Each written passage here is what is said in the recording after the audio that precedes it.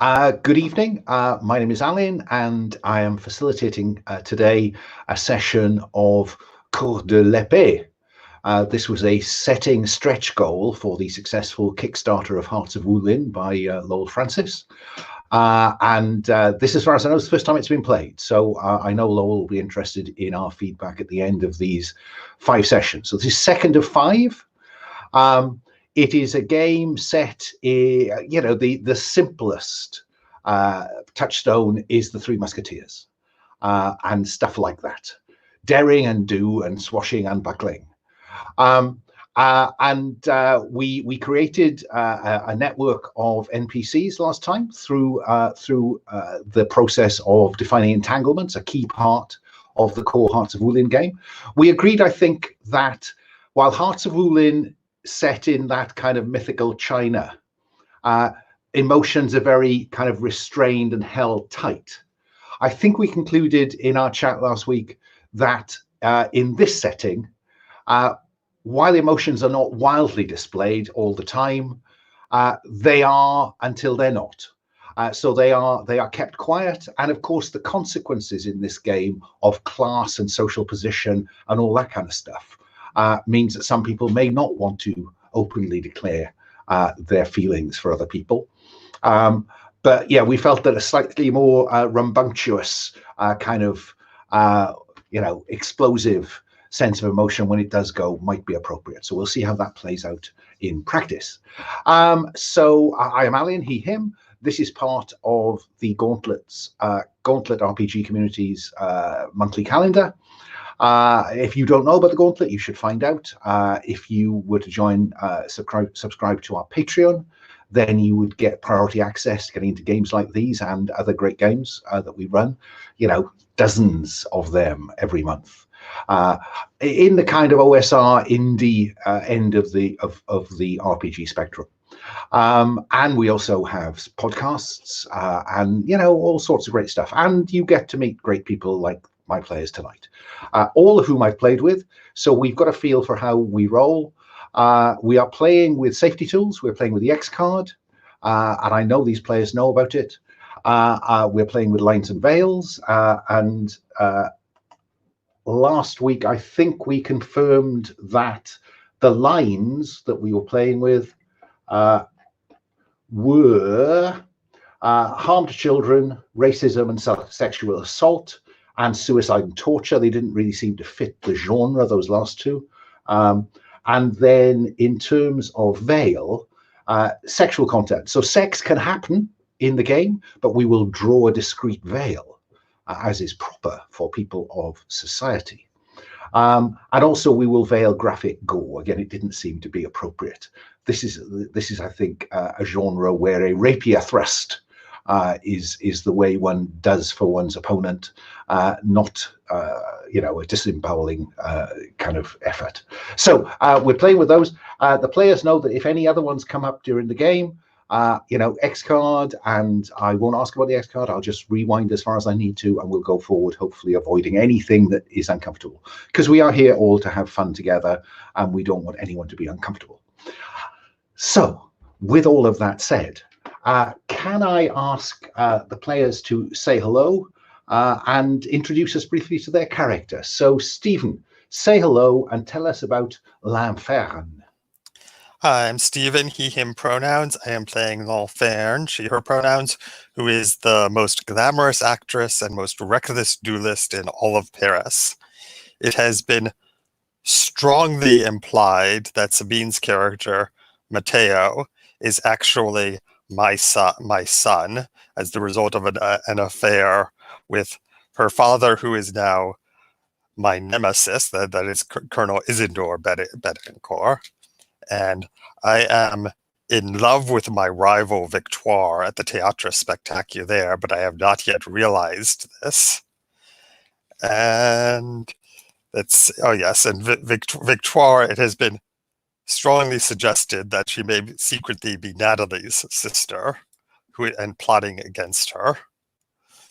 And Volo, Pavel's character, is my good friend. I have not. Well, I I have humiliated Lieutenant Duchamp, Capitaine d'Arbanzal's protege, and they are taking it out on Volo. So I am entangled with everybody in complicated ways. And that was only after one session. So moving along, Leandro, say hello and introduce us to Nathalie Duchemin.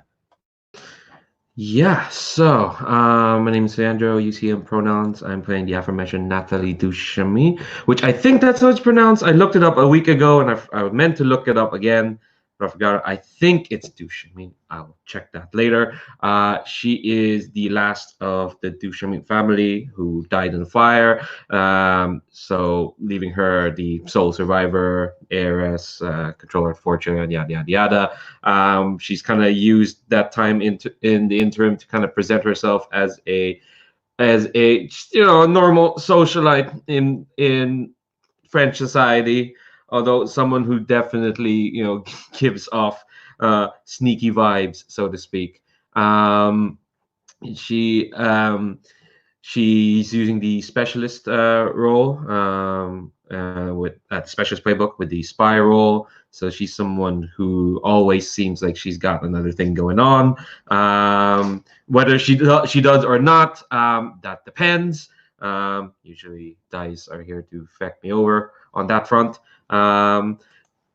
Yeah, she's also quite entangled. For one thing, yes, she kind of like friends with the aforementioned Fern, although she did steal a manuscript that may cause some havoc for her because it belongs to the proprietor of the Théâtre Spectaculaire. Nathalie's enamored with the leader of the firebrands, Simone Rossignol, but the latter is more aforementioned with her vendetta against the aforementioned Lieutenant Volo. And yes, Nathalie's nemesis is her sister, Victoire Duchemin, who I think I just to like clarify, I think she's like Victoire is like an older sister for sure, probably like the eldest. Seemingly has survived come back from the dead, has survived the aforementioned fire, and has come back to ruin and ground Nathalie into the dirt in that order because she believes that Nathalie abandoned her. There may be some truth into that, who knows? Yeah, complicated lass, Nathalie. We'll see how she does tonight. Can I just check around Nathalie? In my mind's eye, I don't think she knows that Victoire survived the fire. Yeah, I think I'm more down for that because I think last session I mentioned like, oh, Victoire kind of like declared for herself. But I think, yeah, it's more interesting that like this Victoire Alouette is someone who's Nathalie knows that she's being targeted by this person, but she doesn't really know why. That's because that's kind of that kind of dramatic revelation we should have on screen. That's what I hoped you'd say. Moving on, Sabine, say hello and tell us about Mateo Betancourt. Yeah, hello, I'm Sabine. I use any pronouns, and I am going to play Mateo Betancourt, who is the student and a hopeful apprentice. He's newly come from Spain, where he was raised, to his father's regiment, where he now is a junior lieutenant or something like that. He has no idea who his mother is. His father hasn't told him, and he hasn't, he hasn't really pushed the issue. He doesn't know his father all that well. But one of the first things his father told him that Mateo should absolutely not go and seek out l'enfer or the Théâtre Spectaculaire, which of course meant that Mateo promptly had to go and check that out. That was mostly by accident, really, because he's met this commoner, Emily, who seems to work at the theatre, and he was actually looking for Emily. Although we have to say this, he is engaged to be married to some Nathalie woman, who I don't know if he's already met or will soon meet. Well, she's probably nice. She's probably a simple, nice person with no baggage at all. So that will be fine, or maybe not, because he's in love with somebody else. Oh well.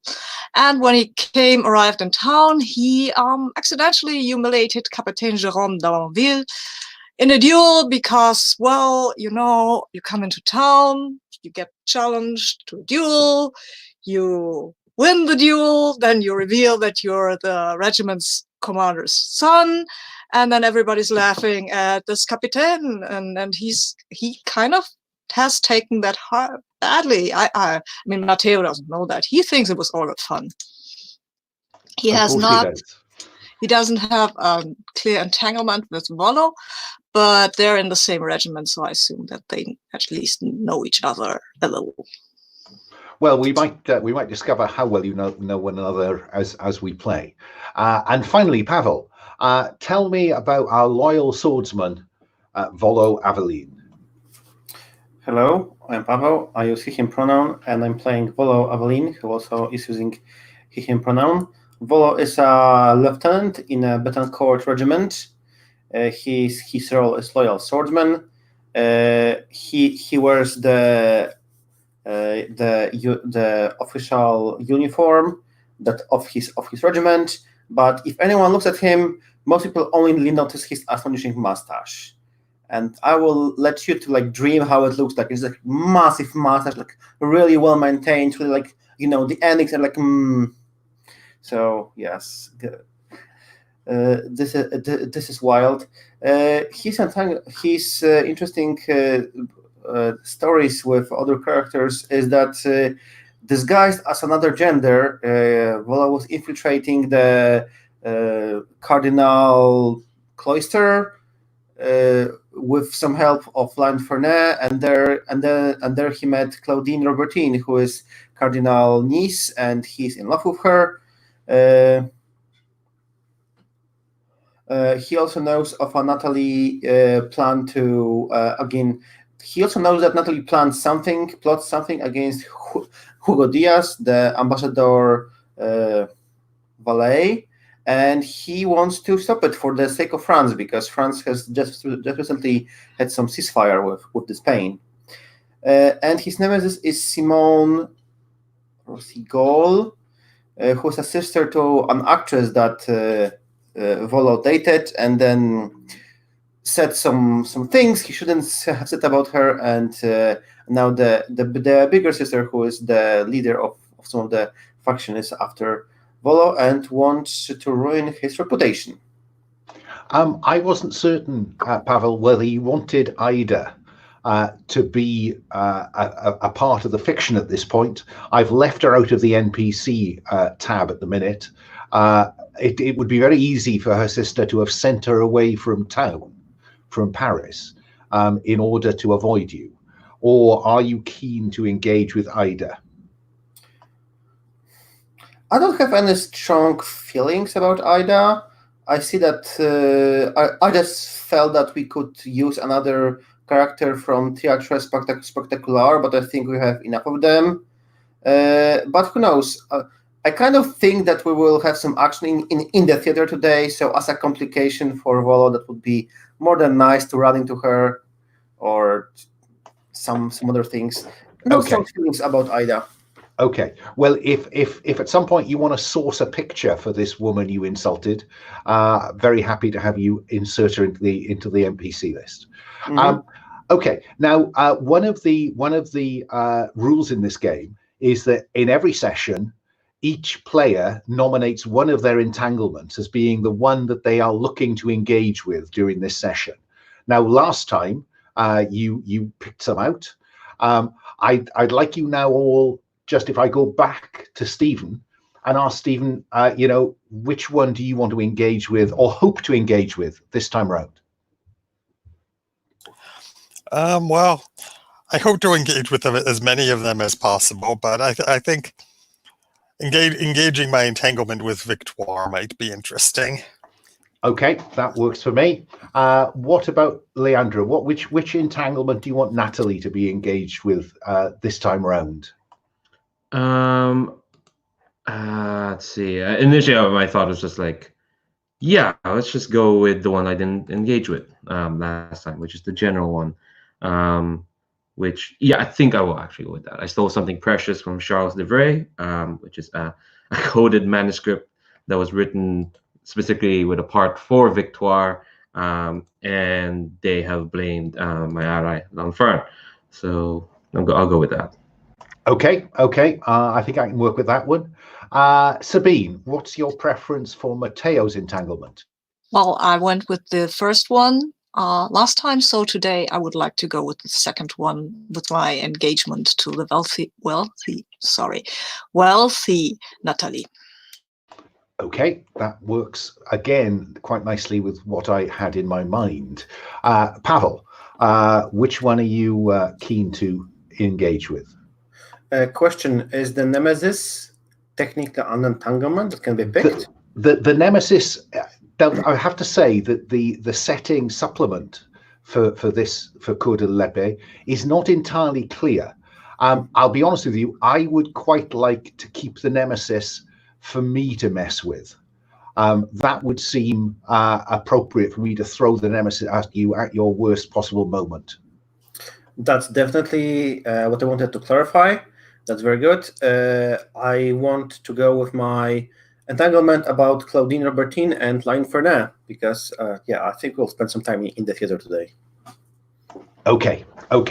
Also, I would like to mention that so far I had like 2 really massive stutters with the website we are using. So I'm not sure. Maybe just me. If I lose connection or drop out, I will reboot the router and return as soon as possible. That's fine. I mean, we did have a problem with StreamYard last week. It just got overloaded, I think, after an hour's play, not just by us. And so I'm hoping that the email they sent me, which said that they apologized profusely and hoped that this didn't put me off, and they had built extra capacity into the system, will not cause us a problem. If it does, we'll default to an alternative. And if this becomes too difficult for Pavel, then we may do that anyway. But let's see how it goes to start with, and I'll just make sure he knows.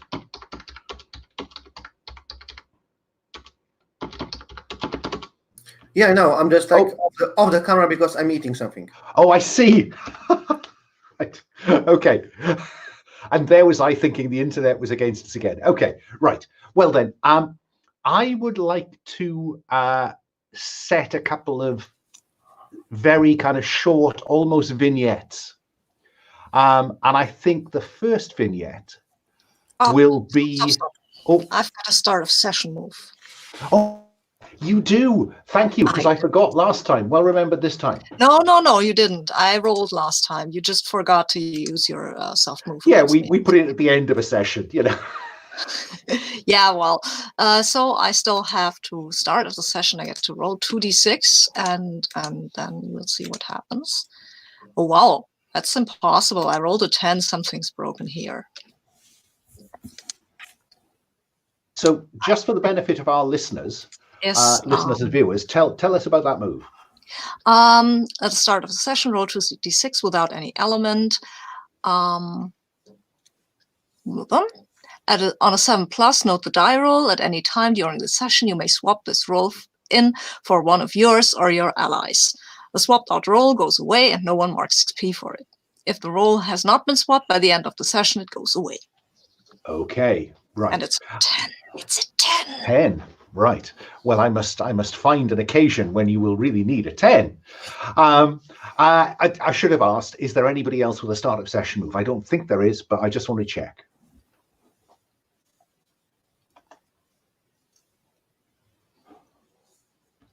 Okay.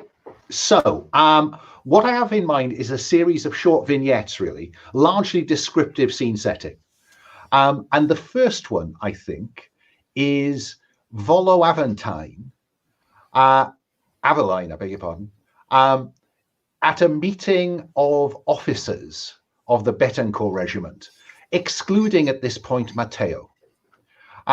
These are the more senior officers in the regiment. And Colonel Betancourt, is it, or Betancourt, Mateo's father is there, and I think it is probably you are sitting at dinner in the officers' mess. And Isidore, who looks like this, just for the purposes of our viewers, there he is, Colonel Isidore Betancourt. You are enjoying his lavish hospitality. The Betancourt Regiment is well known for the quality of its cellar and the quality of its mess. And he says, "Gentlemen, I've waited until you have drunk and eaten your fill. And you may wonder why I have particularly laid on such a feast for you this evening. And the fact is, gentlemen, that I bring great news." And he brandishes a piece of paper. I will read it to you. "My dear Colonel, I would be most honored if the Betancourt Regiment would provide an escort and guard of honor at the Summer Masque that I shall be holding this week at Versailles. And it is signed by the king." What do you think the reaction in the room is, Volo? This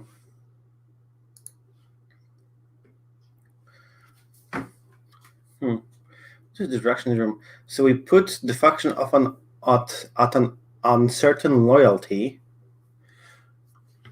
I think there is like far too prolonged silence. Like the younger officers don't want to stand up. The captains are like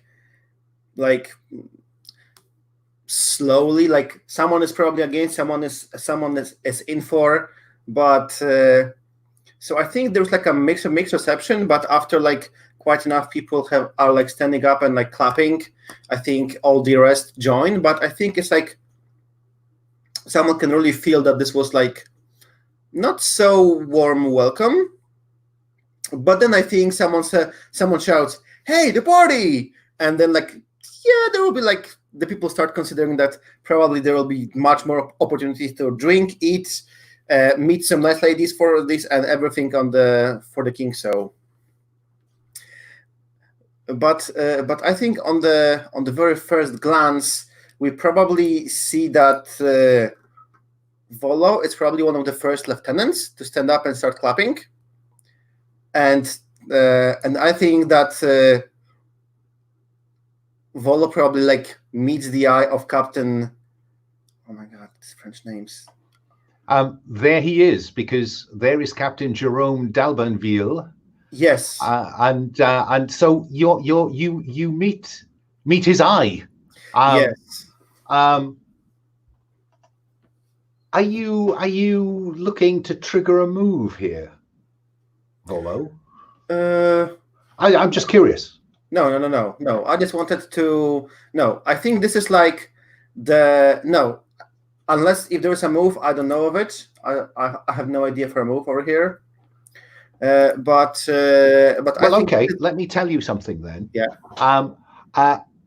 It is Captain d'Albanville who is the first to start banging his wine tankard on the table to get a bit of a response, because you're quite right. It was very quiet, very subdued initially, and he looks at the colonel and nods, and the colonel nods back at him, and that's when he notices that you've noticed him nodding to the colonel. What do you do? If anything, or I'll happily close the vignette. Nope. I think that's it. We just see Volo like actually stand up, and that's one of the first lieutenants start like he really like stands up, put his feet on the chair where he was sitting, and he just like starts banging the magofail or something on the table, and he's like standing and cheering. Thank you. The next vignette is a split screen. This is a split screen which has Nathalie on one side and it has Mateo on the other side. And Mateo is opening a letter from his father. Do you think you're staying in his townhouse, or do you think you're staying at the regiment's barracks? Oh, whatever he thinks is best, I guess. Oh, I mean, the barracks then. Okay, then I'm staying at the barracks. Sure, why not? And so a letter's been delivered, and it contains an invitation to the King's Summer Masque later this week. Okay. And it is an invitation that is to you and Mademoiselle Nathalie de Chemin. Okay. You're betrothed. Yeah. And there's a note on the bottom that says, Mateo, it's time you were seen in public with your betrothed. While the regiment will be on duty, you will be her escort. And I expect you to make this will be your first public outing as a betrothed couple, and I expect you to behave appropriately. Signed, your father. Great. I love it. Okay. I need clothing, I assume. Well, and also we'll come to that in a minute. Yeah. On the other side of the split screen, we have Nathalie receiving a letter from Colonel Betancourt. And it says more or less the same thing, but in a slightly softer tone. Dear Mademoiselle de Chemin, I appreciate that you have not had an opportunity yet to meet my son, your betrothed. But the regiment will be providing an escort at Versailles, will be providing a guard of honor to the king at this coming masque. And you, my dear, are invited to accompany my son. He will pick you up at 7. I think when we see you where Nathalie's reading this letter, she's like at these very fancy kind of like apartments in town. Like she has her family estate, but she doesn't really go there because it's a ruin. She never really rebuilt that. So I think I think she kind of like reads the letter and like just kind of like rolls her eyes because it's not as important. And so she kind of like just tosses it to the desk and to just to one edge of the desk, and she's back to whatever she was working on, which was just poring over this ridiculous coded manuscript. Fine, which is in the form of a play script, as I remember. Yeah. Okay. And finally, then the two screens dissolve to show us L'Inferne. Now we've not really seen L'Inferne at home yet. What does her salon look like? It is. There are a lot of chairs and sofas and cushions and things. She's clearly accustomed to hosting parties in her chambers, and it is a bigger apartment than probably she can afford. There are lots of like brightly colored wall hangings and stuff, and if you look closely, you can see that that she's very cleverly covering up some of the furniture, which is obviously not in the best of condition. Somebody who looks really closely can see that money is tighter than it appears. I think at this time, perhaps we might, it's probably a bit early, but I think that there is a fashion for all things Turkish. And so there are many throws arranged over the otherwise Baroque furniture. Yeah? Yeah, that sounds reasonable. She too receives a letter by special delivery. A royal footman, appears at her door, hands her the envelope, and L'Enfer answers the door in her robe, which conceals barely anything. And so the footman looks aside and says, "Ma'am, do you want to embarrass him actively, or will you just let the poor devil go?" I mean, I will make a slight effort to embarrass him. I'm not going out of my way to do it. I'm just doing what comes naturally. Just Ben, like I'm touching his hand a little more than I need to when I take the letter. And I think that that probably he goes beetroot red and backs away quickly to the stairs down to the street. yes. And it's a, you know, it's the old gold trimmed envelope, and when you open it, there is an invitation to the coming royal masque at Versailles. And again, I think probably a secretary has inscribed on the bottom, Mademoiselle L'Enfer, His Majesty King Louis requests your attendance at the masque for your services to theatre. Okay, I will of course have Emily. I will of course write a brief reply accepting and indicating my warm desire to attend, which I send by Emily because the footman is inexplicably hurried off. Just before you send that, there is a slight complication, because the Théâtre Spectaculaire is performing at that masque, and you had not been expecting an individual invitation. You were expecting to be performing at the masque. So I'd quite like us to dissolve that vignette at that point of that kind of hang on. Yeah? Yeah. And then we'll see what you want to do with this bits of information. I just want to ask one fine question. Are we talking about a masked party, or are we talking about the religious ceremony? Oh, sorry, we're talking about a masked party. Yeah. So it is a masked ball in the grounds of Versailles in the height of the French summer. Unfortunately, Volo will be there on duty, but you know, such is life. So I'd like to go back round and find out if Volo wants to have a scene before we get to the ball. I mean, I would like to have a scene with Volo before we get to the ball. Okay. Well, let's do it the other way around then.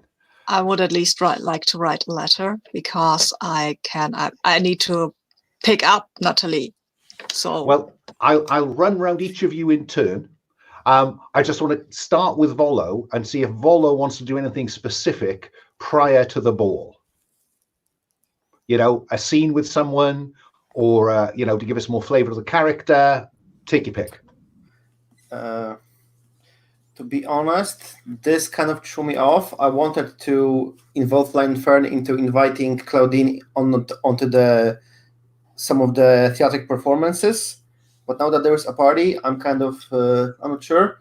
But if L'Enfer wants to meet, I'm all up for it. Yeah.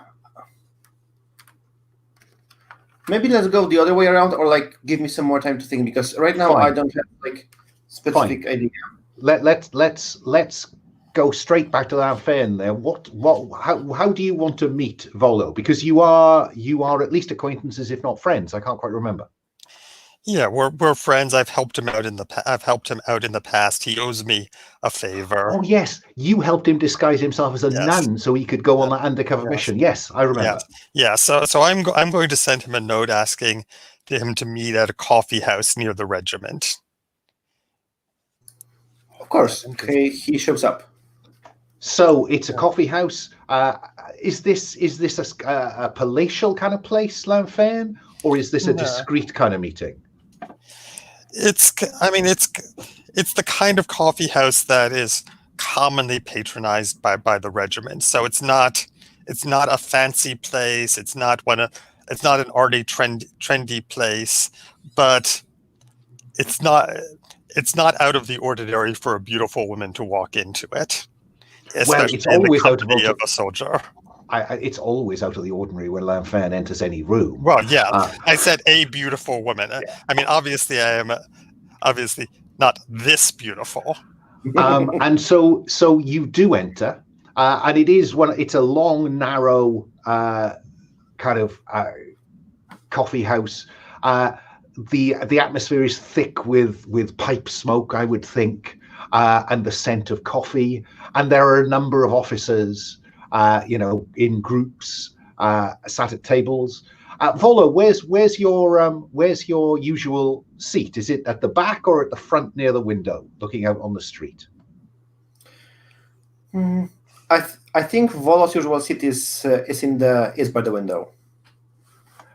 Because there he can display his mustache to the passing public. Yes, he can sit by the open window, and then the pipe smoke doesn't really get intertwined with his mustache, and it's easier to get the smoke out. And so when Lanfern enters, there of course will be a pause, as officers somebody is looking and goes like that, and then everybody pause and a pose. And then I go over to the table and I slide in next to him. There's a moment's vexation when I see what a public place he's chosen, but that I sit so close to him that I can easily whisper into his ear and keep our conversation somewhat private, and enhance his reputation as well. Well, I think that I would like you to all to impress. And then Volo can bask in the reflected glory of how impressive you are. All right. Well, that is obviously a presence roll, so that would be with Earth. Go ahead. Roll d6 plus Earth. That is a 7. Okay. And what the basic move says is, on a hit, you impress and convince. Pick 2 options: create a bond, clear an element, or gain a favor. Well, I don't have any elements marked, so obviously I'm going to create a bond and gain a favor. So is this a bond with the regiment, or you could create or strengthen a bond with Volo? Yeah, I'll take a second bond with Volo.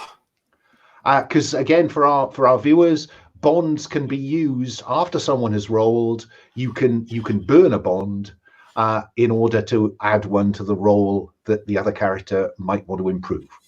7 to 9, the GM will offer you a complication or hard choice. The complication or hard choices, you can do this, but there will be an assumption that the relationship between you and Volo is stronger than friendship. And gossip will ensue. Okay, and exactly what is supposed to be hard about this choice? Yes, I am fine with that. The wonderful thing about this character is that that's a go-to every time. Yes. So you whispers, the barracks will be alive with this by the time you get back, Volo. And Lanfern with a soldier. I mean, it's who'd have thought? Over to you two. Yes. I think that as you enter, Volo stands and waits for you to sit first, and then he takes a seat, and he leans for not like a whisper conversation, but for like a polite conversation in this crowded place, and he says, "It's a pleasure, Lanfern, that you invited me for this meeting. It seems that I will owe you even more after this meeting, because the barracks will be full by the rumors. Will be because you just gave the barracks a month full of rumors about our would-be relationship." Well, you can repay me instantly, my dear Volo. I have urgent need of information, which only you can provide. Of course. Tell me, what do you know of Mateo Betancourt?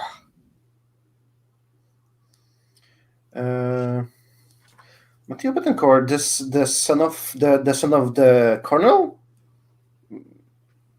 Yeah, that's a good question. What would Volo know? Right. I don't think you've met yet. I don't think you've met yet. You probably know that he's living with in the barracks, and you know he's the colonel's son. The question is, would I know that Mateo just came from Spain? Would I know this Oh yeah, I think the general gossip. Yeah.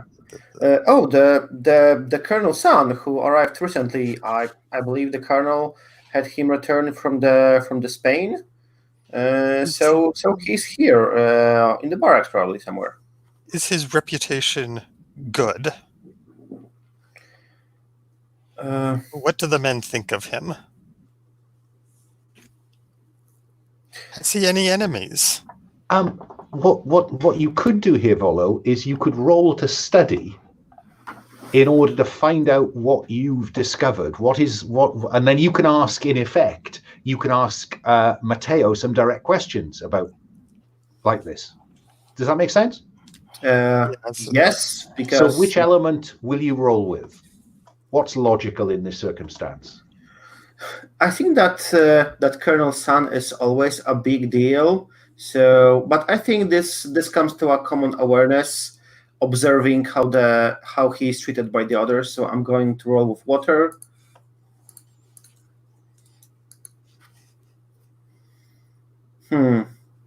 Oh yeah. Apparently my observation didn't go too well. It's a 6.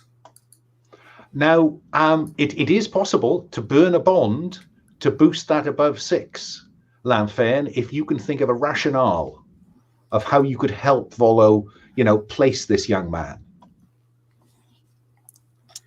Yeah. Or Volo may be happy with a 6. Do you want me to burn a bond or not? I'm happy burning a bond to avoid disaster. So this is someone else burning a bond, or is it me burning a bond to? I'm not clear with this. Okay, so the way this works is that if after a roll someone wants to improve it, then if there is someone in the scene who has a bond with them, so in this case Lanfern has a bond with Volo, Lanfern, if Lanfern can come up with a narrative rationale for how they could do it, they would reduce the bond by 1 and add 1 to the roll for you. So the question here is, what's the narrative? I think what you're going for here is comfort and support, and on a hit, if you roll that and on a hit, then you gain a bond and can burn it to get +1 to the roll. That's the way you aid somebody with a roll. Well, now, you see, that's what I thought. Yeah, that's what rules say. Well, what it says about bonds in the most recent play document is when you burn or spend a bond, you lower that number and add +1 to the roll. There's nothing in the bond section of the rule about the move. Yeah, but the move is there.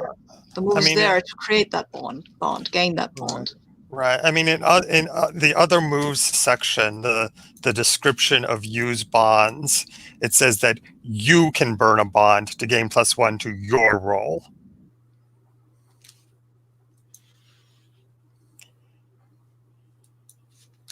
That seems slightly odd, that rationale. But okay, so you can make new bonds with comfort and support, but I don't think you have to roll comfort and support in order to burn a bond. Well, the thing is, comfort and support generates a bond for them, which they can use. So I think the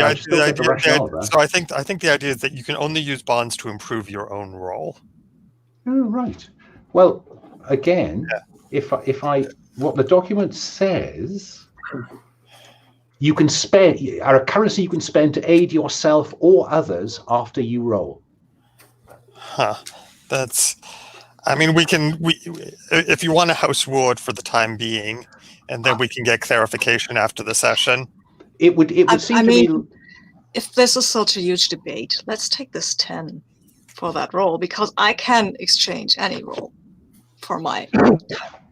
Well, no, So- I think we do need some clarity because we should be looking to bonds. So what I'm going to suggest is that we house rule at this point that bonds currently you can spend to aid yourself or others after you roll.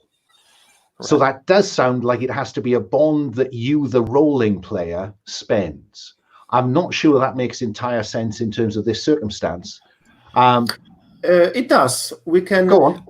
I think it will do if Lionfern spends a bond, because just her coming and this whole purpose of this meeting, just asking her for Mateo, this like allows Volo to just like put the things he's seen into context. Like, Mateo is important and people are asking about him, so he can like reinterpret what he's seen.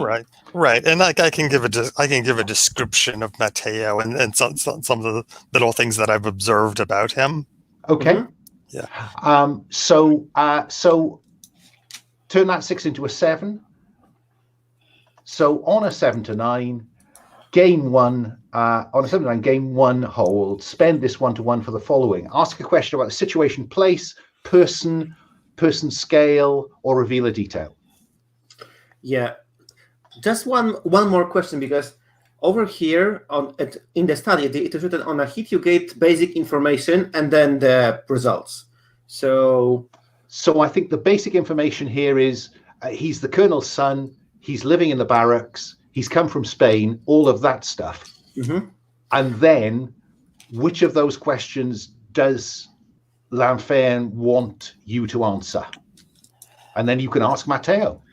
yeah, I'm just like wondering if is it enough with just having a hit to know about Mateo's nemesis?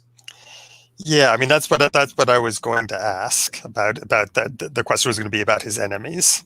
Then I think And that given what And we I think already it's know, plausible for him to have heard that through gossip. so Mhm. I'm very happy for you to reveal that. I think I need Mateo to be happy for you to reveal that. That's why I wanted you to ask Mateo the question. Yeah, absolutely. I mean, it makes sense that Fine. D'Abanville, and he probably was. I mean, there was gossip about the whole duel thing, right? I mean, he wasn't very forthcoming, maybe, but the men would have talked about what happened there and how he was bested by this callow youth and who turned out to be the son of the commander. So, wow. Okay with that? Yeah, but the question is, does it count as a question of me, or is it like gain basic Oh information? yes. Yeah, that's not basic information Okay. because that's got mechanical weight, hasn't it? Yeah, one of the details, one of the options for study is reveal a detail, declare something which changes or adds to the established fiction. So that counts. Okay. Awesome. So after this lengthy discussion about mechanics, we can return to the fiction, and Volo can see, and Volo can ask, like, it. You know, there was this scuffle with Captain Jerome de Arbenville. Like, I wasn't sure what happened there. The soldiers have spoken about Mateo besting him in a duel, and I mean, the man is a total douchebag. For every time I see him, he always sends me to do some dirty work. But so I'm really happy for Mateo to better him. But yeah, like I wasn't making a big deal out of it. But maybe it's bigger than I thought. Yeah, and Lawfare's eyes grow slightly wide, and she smiles slightly. D'Arbenville is a dangerous adversary. I am surprised that Mateo is so bold, but pleased. He must get that from his mother's side. His father was never bold in his life, but once. Well, I'm not sure what you have heard about the Colonel, but he has led us successfully into many battles. Can't doubt the man's valor in battle.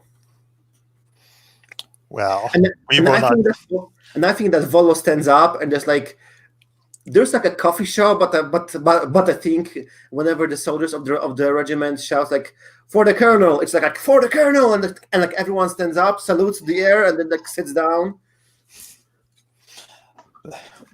There are things that I know that you are not aware of, dear Volo, but we will not speak of that. I wish to get your help, but first I must explain two things. The first is that the boy, Mateo, is under my protection, and I wish no harm to come to him. The second is that it would suit my purposes if his father were to consider him a disgrace. The boy would do better out from under the colonel's thumb, and the sooner he is drummed out of the regiment, the better.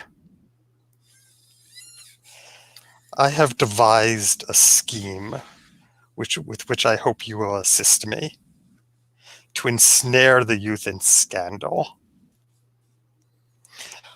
My maid, Emily,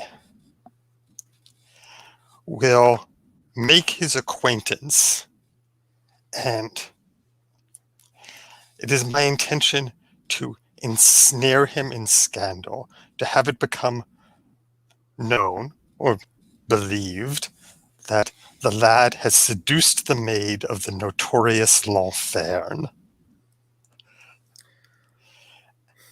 I need your assistance, Volo, in introducing the two. I have spoken to Emily, and she, while angry at the request, will do as I ask. Are you going to be at the upcoming mask ball? Oh yes, and Emily will accompany me as my dresser. If you can arrange for Mateo to be present as well. Well, haven't yet seen him on the scheduler, but I think he will be there. I will. Yes, I will. I will keep my eyes open and get ready to spread some good old rumors. Excellent. I knew that I could count on you. And I kiss Volo on the lips and leave the coffee house. Can we get a bathroom break? Yes, I was just going to say. So I think that scene will close. Then the door, she wafts out. The door closes behind her, and there's a loud round of applause from the officers in the coffee house. Okay. Shall we take a 5-minute back here? 6 minutes past the hour. Okay. Sure. See you then.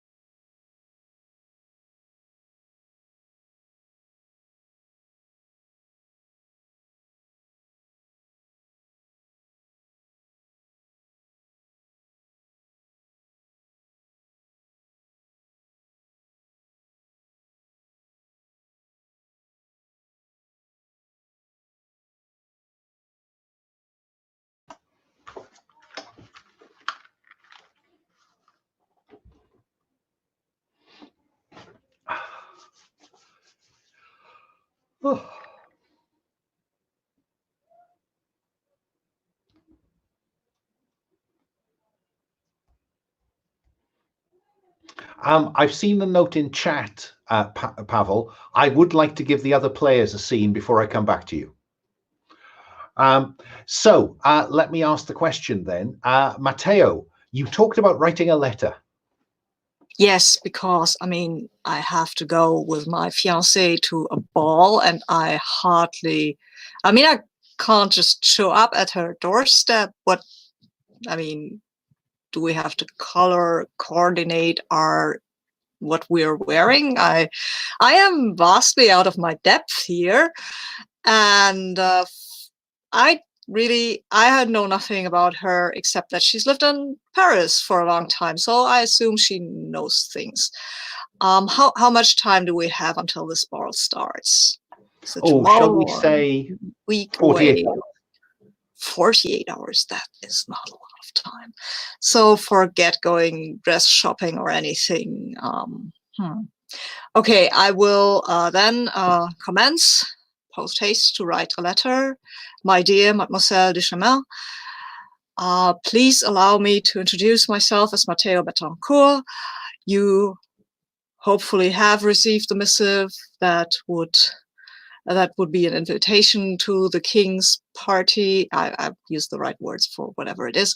To the king's party on the day after tomorrow. I am not. I have only recently arrived in Paris, and I would not wish to burden anyone with a rustic demeanor. So I would appreciate it if you could, or if you would be kind enough to give me any hints on what proper behavior and proper procedure here should be. I am your servant, Mateo Betancourt, and so on and so forth. And then I will try to find someone and probably fail because I don't know these people and I don't know, they're all terribly busy. Can I suggest that I think whether you actually send that letter or crumple it and put it in the bin is a kind of inner conflict? No. Why would it be? I'm just thinking that you're betrothed to this woman, you've never met her. And you sound like you're very nervous about this. I'm not nervous. I just don't know what to do, and I'm asking her. That is not. There's. I don't have really inner conflict. I haven't even met her. Maybe she's terrible. Then I know that's fine. I'm fine with this. Okay. I just wondered, pressure from an entanglement or personal issue. Okay, but no, I won't twist your arm. But I don't feel it. I don't feel that Mateo is conflicted. He's not nervous about writing this letter. He's mostly like, okay, what could go wrong? He isn't optimistic. He's hopeful. That's part of it. Well, then, do you want to cut to Nathalie's reaction to reading the letter, or Nathalie, do you want to consider a reply? I do have a reply kind of like in mind. I just want to know if because I had an idea for another scene as well, but I will reply to this. No, this is Mateo's scene. You get one. Okay, it's like for a moment we've slipped once again to good society with all these letters. Okay, so I think Mateo gets a letter and a package. It's like this, just like this small box, and the letter says, "Dear Lieutenant Betancourt, even though we have not had the pleasure of meeting yet, I have heard many entreaties from your father of your excellent character and your well-bearing. I have no doubt that you will be able to display such bearing upon the King's Masque, and if there is nervousness coming towards this event, then fret not. I've heard your questions, and I will duly answer them, but I do confess a preference to talking to human beings rather than true parchment. For now, all I can say is that if you need one to lead, then I shall want to lead yourself through Parisian society. I shall happily do so. And what's in the box? I think when Mateo opens it, it is a mask. It's kind of like a half mask. It covers like the left side of your face, and we kind of like a match cut to Nathalie. She's taking out from her like closet the corresponding mask that covers the other side of her face. Shit, I forgot I should add the letter to like also like no something about some note about no need to do shopping. Just come in your best dress uniform. They'll be fine. Be fine. This mask is all you need. Well, Mateo is pretty well. Now there is a bit of an inner conflict because this woman seems nice. That's not no. Ah, damn, that's really nice. And he didn't even forget it was a mask, and now he feels pretty stupid. So I will now roll for inner conflict because I don't know. Mateo doesn't know what to do about this. So what will you roll with? My dice, obviously. I would have rolled in this. I think with water because right now I need wisdom more than anything. And I did roll a 7-8. So, okay. So, on 7 to 9, you must either flee the scene or mark an element. Your choice. I will not flee the scene because, I mean, how can I flee the scene? What would I do? Oh, wait, I have a perfect idea because that was something I wanted to do. I feel the total need to go out there and have another duel because, well, first said, a young man needs to go and have many duels, and I feel that would make my name now. And so I will go and find some ruffian or person I think is a ruffian and try to get him to duel me. Shouldn't be too hard. Okay, so you won't mark an element. We will instead come back to you when you found someone of sufficient social standing to duel with. Yeah. Okay. Then Nathalie, you said you had an idea for a scene. So what was it? Yeah, I don't want to run too long because I think after Nathalie has sent that that package off, she kind of like changes out of her fancy nobleman kind of wearing, like puts on something more common and base.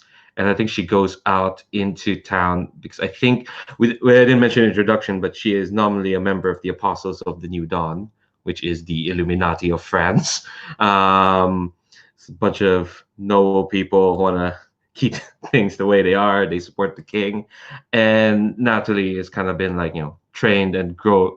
Kind of like basically they took her in after she lost her family, so that means she still kind of has to report to them. So I think we'll see like her like walking down like Paris streets until like we see the thing that everyone goes to. Well, the Eiffel Tower is not here because Eiffel Tower is not built yet, but there is of course Notre Dame de Paris, looking much better before the French Revolution came in and they destroyed all its Jewish king statues. So it still looks fine. And I think, yeah, she's going in there for a clandestine meeting with the quote-unquote head of the Apostles of the New Dawn, the person who is Genevieve. Am I right in thinking that Genevieve is unknown? It's the name applied to anybody who is, one of the high-ups. And presumably they're always in disguise or with a deep hood, so we never know who they are. Yes, but I think this is going to be in a confessional booth because it just has to be. Fine. But do you want to be a hooded person? And it is a hooded person inside the booth. And so we will be surprised when it is a woman's voice that responds and says, "Yes, my child." Forgive me, Father, for I have sinned. It has been 5 moons since I last faced confession. And that's kind of like the code phrase, I guess. And have you in that time sinned for the cause, my daughter?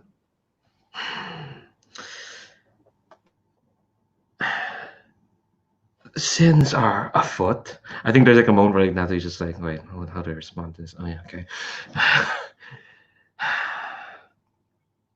There are plans afoot, movements to the Iberian side are continuing apace, and the matter with Monsieur Betancourt is proceeding. And have you connected any of the persons of interest with the document that you have been studying, my child? I think this is the time where like I'll probably go to study to see to figure out what has she like figured out about this. Go ahead. Yeah. Okay. So I think this is gonna be with metal. It is a lot of like calculation and Yeah, I think that makes sense. both for party. Okay, so hold on. Something is up. Okay, I've rolled this 4 times and it's giving me the same dice result all 4 times, which is weird. You're muted. It's no, I think I know why. You're on the wrong dice. I think that because you joined just a couple of minutes late, I think that you are. Yes, let me put this in the chat because sorry, the link is in the. Yeah, so the roll for the party problem that happened over the weekend appears to have frozen all those previous dice. Okay. So if you go to virtually casually serval,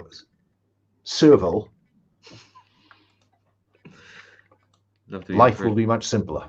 Casual for you. 3, 5. Oof, that is a 6. With more +1, but I'm gonna burn a bond with Lanfern to put that up to a 7. How is what's the fictional positioning for that? Because this is a play that I stole from her theater. Okay. So you have some used her to some extent to steal this. You know the play's the thing. Okay. Yeah. So with study on a 7 then. Gain 1, spend this 1-to-1 for the following. Well, ask a question about the situation, place, person scale, reveal a detail. Yeah, I don't have a detail in mind. I don't know if you do, so I will just kind of like. Can I just make a ruling? I'm very happy if in that circumstance somebody wants to say to me, reveal a detail, I'll happily do so. Okay. Cool. So I guess it would start with like the basic info, like Genevieve asked like if I managed to connect this coded manuscript to persons of interest. Can I like know at least who those persons of interest are? I think the persons of interest are the Crown, the Cardinal, and the Colonel. And the interest in Mateo is through the Colonel. The interest in Volo is to do with the Colonel. And the interest of the Crown, well, I think probably that may well relate to. No, I think that's trickier. I think that those are the 3 persons of interest. What's going on? Hugo Diaz, Spain. How does that play into this? Yeah, I think the detail then is, let me look at the factions. Yes, of course, the Spaniards don't like the French. Why would they? So that's just Europe all around, isn't it? I think kind of like the detail is like Charles de Vray, because this is his manuscript, or at least this was in his possession. Yeah, so I think the detail is that like the manuscript contains coded instructions for him to disseminate certain ideas through the Théâtre Spectaculaire. The one thing that's still missing is like who gave him this manuscript. And the ideas that he is supposed to be disseminating are what? Yeah, that's in the broader sense, just in terms of the broadest big picture. That's simple enough. Because I think disseminating ideas opposing the crown. I think that's kind of like the main thing. I think it's like instructions on how to ferment strife, not necessarily like against the crown, but more like sow a bit of distrust, like just make people question everything, fracture them. This is not necessarily like manipulate the society against one direction, but more like push them in like multiple directions, or at least filter that kind of idea. So it's kind of like a big long-term plan. So I think like Nathalie kind of like explains that in the most like subterfuge, I'm double speaking about this way possible. And then she says, and the matter is where this manuscript came from, but that is the next great work. My child, you have sinned greatly for the cause, and you must do penance. You must attend as many performances of Théâtre Spectaculaire as you can, so you may determine more of these matters. And I understand that their next performance will be at Versailles. Yes, within that glittering glass cage. Don't worry, I've already secured an inn. So the matter will proceed. I will gladly do penance, though, Genevieve. There is the matter I raised many moons ago about this one who has been targeting me. The little Alouette.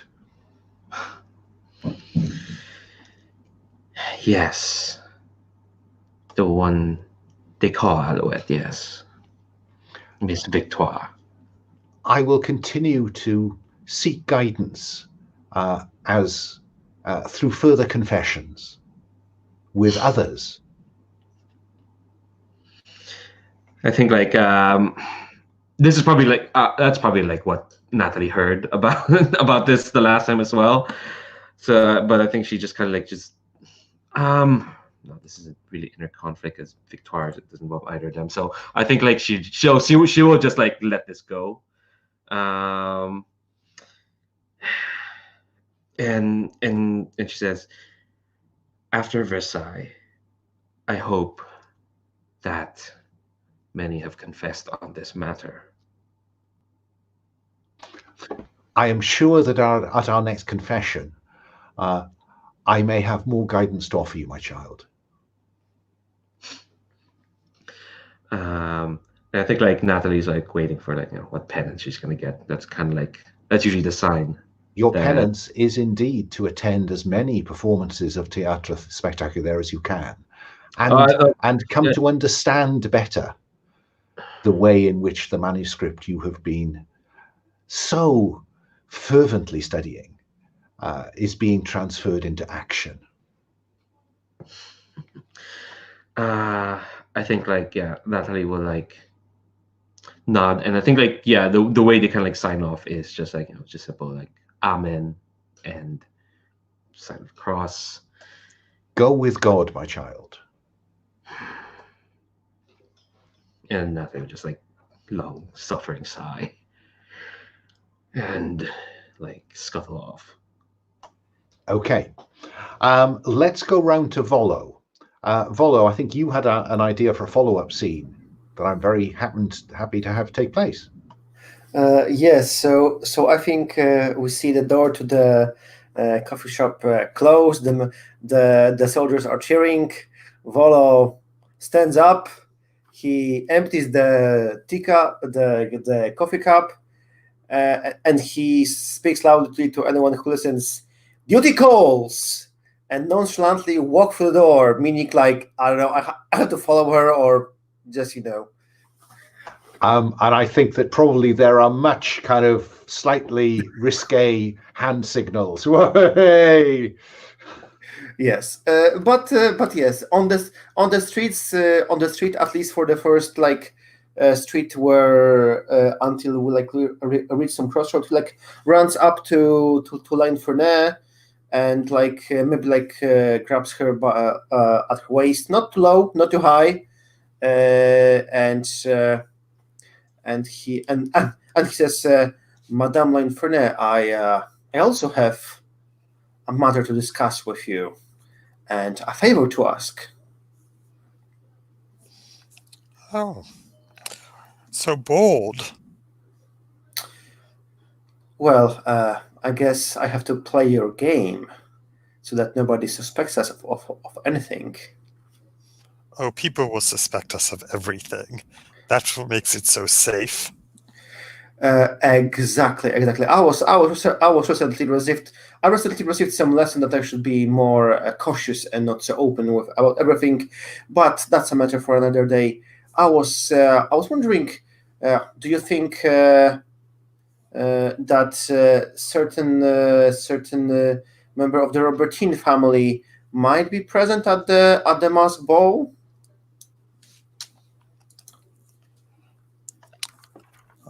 How might we determine what L'Infernet knows about Claudine Robertin?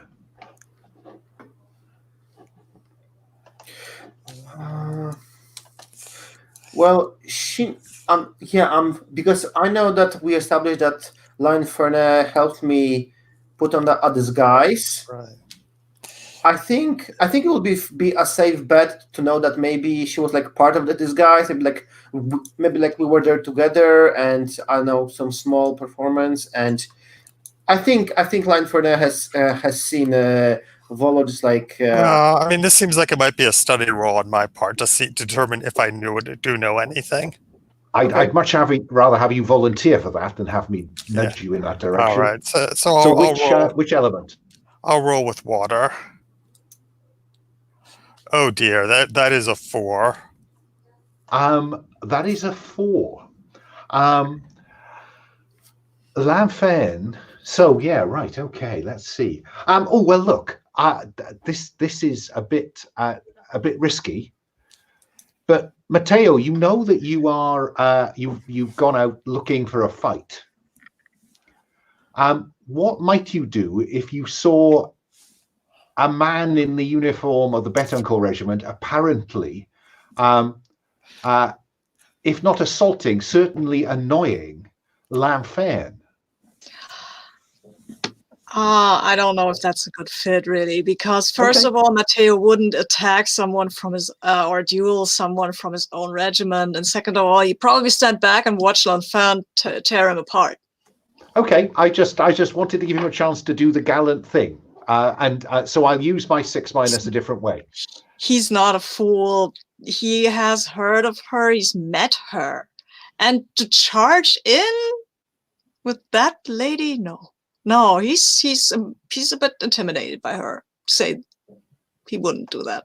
Then I will settle for saying that you see this across the street. Then I won't ask you to charge in. Mm-hmm. I will simply have you see this go on. But I think another individual will charge in because they have much less introspection than Mateo. Oh, can I trip him? Well, we'll come to that in a moment. Okay. Volo, you feel a strong pull on your shoulder, and you're pulled away by a member of the Cardinal's guard who says, "Take your hands off the woman, you cad."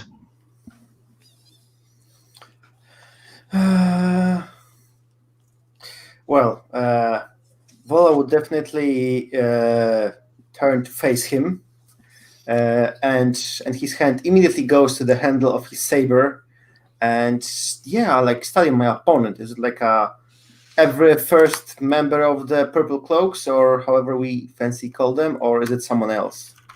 Well, I think that study is the way you determine what the scale of an individual is. So which element will you roll to make this draw this conclusion about this this gentleman?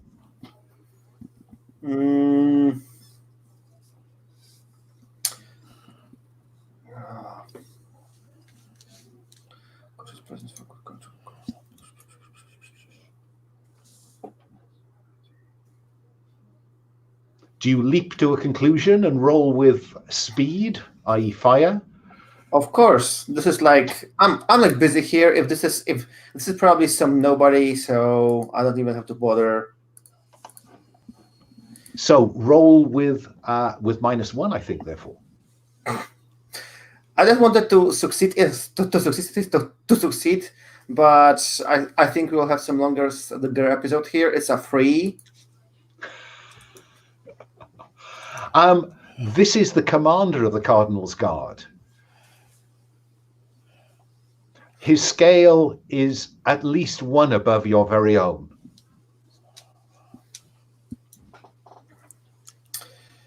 Oh wow! And Lowell says, "Sir, your interference is unwarranted and unwelcome. A gentleman does not interfere with a lady's pastimes." Are you attempting to assist your fellow PC here? In which case, comfort and support, I think, is appropriate, is it?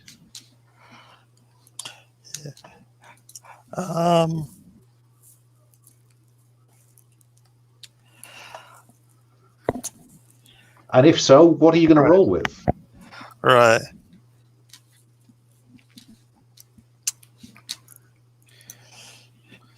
I'll roll with. It sounded to me like a hearts and minds to tell the Cardinal's guy to go away. Okay. No, I put comfort support on the ground. I don't expect you to pick it up. Yeah. I mean, I think it was more a hearts and minds. It's Fine. like I'm trying to disconcert him. I think. Was that a passionate explosion? No. I think it's Earth. I think it's presence. It's okay. Like I'm trying to. I think I'm trying to convince him that if he pursues this, it will be embarrassing for him. Go ahead. That is a 7. So on 7 to 9, on a 7 to 9, they can instead, rather than bowing to your desires, they can instead choose to reveal themselves. You may ask 2 questions of them. Overreact, you gain a bond with them. Hesitate, you gain +1 ongoing against them. This lasts until there is a major change. Or alienate, you create animosity between them and someone of your... that's interesting, the bottom half of that move is missing. Someone of your choosing. Yeah. So I think that he will hesitate. Okay, and what was his name again? Commander Guy Robertin, the Cardinal's nephew.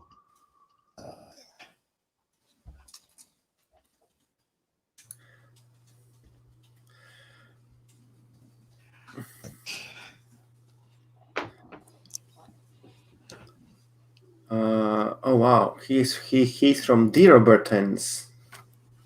Yes, not just any Robertin.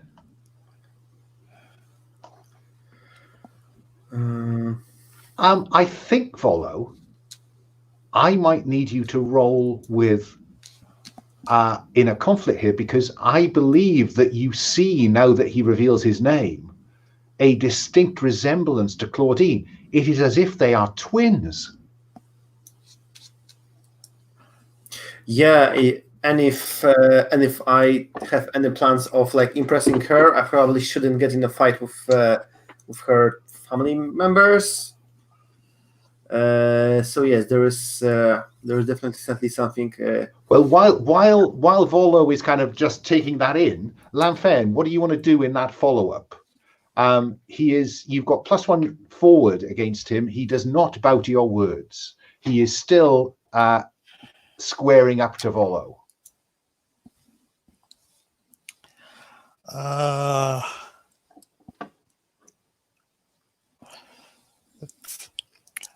Let's see what happens to that.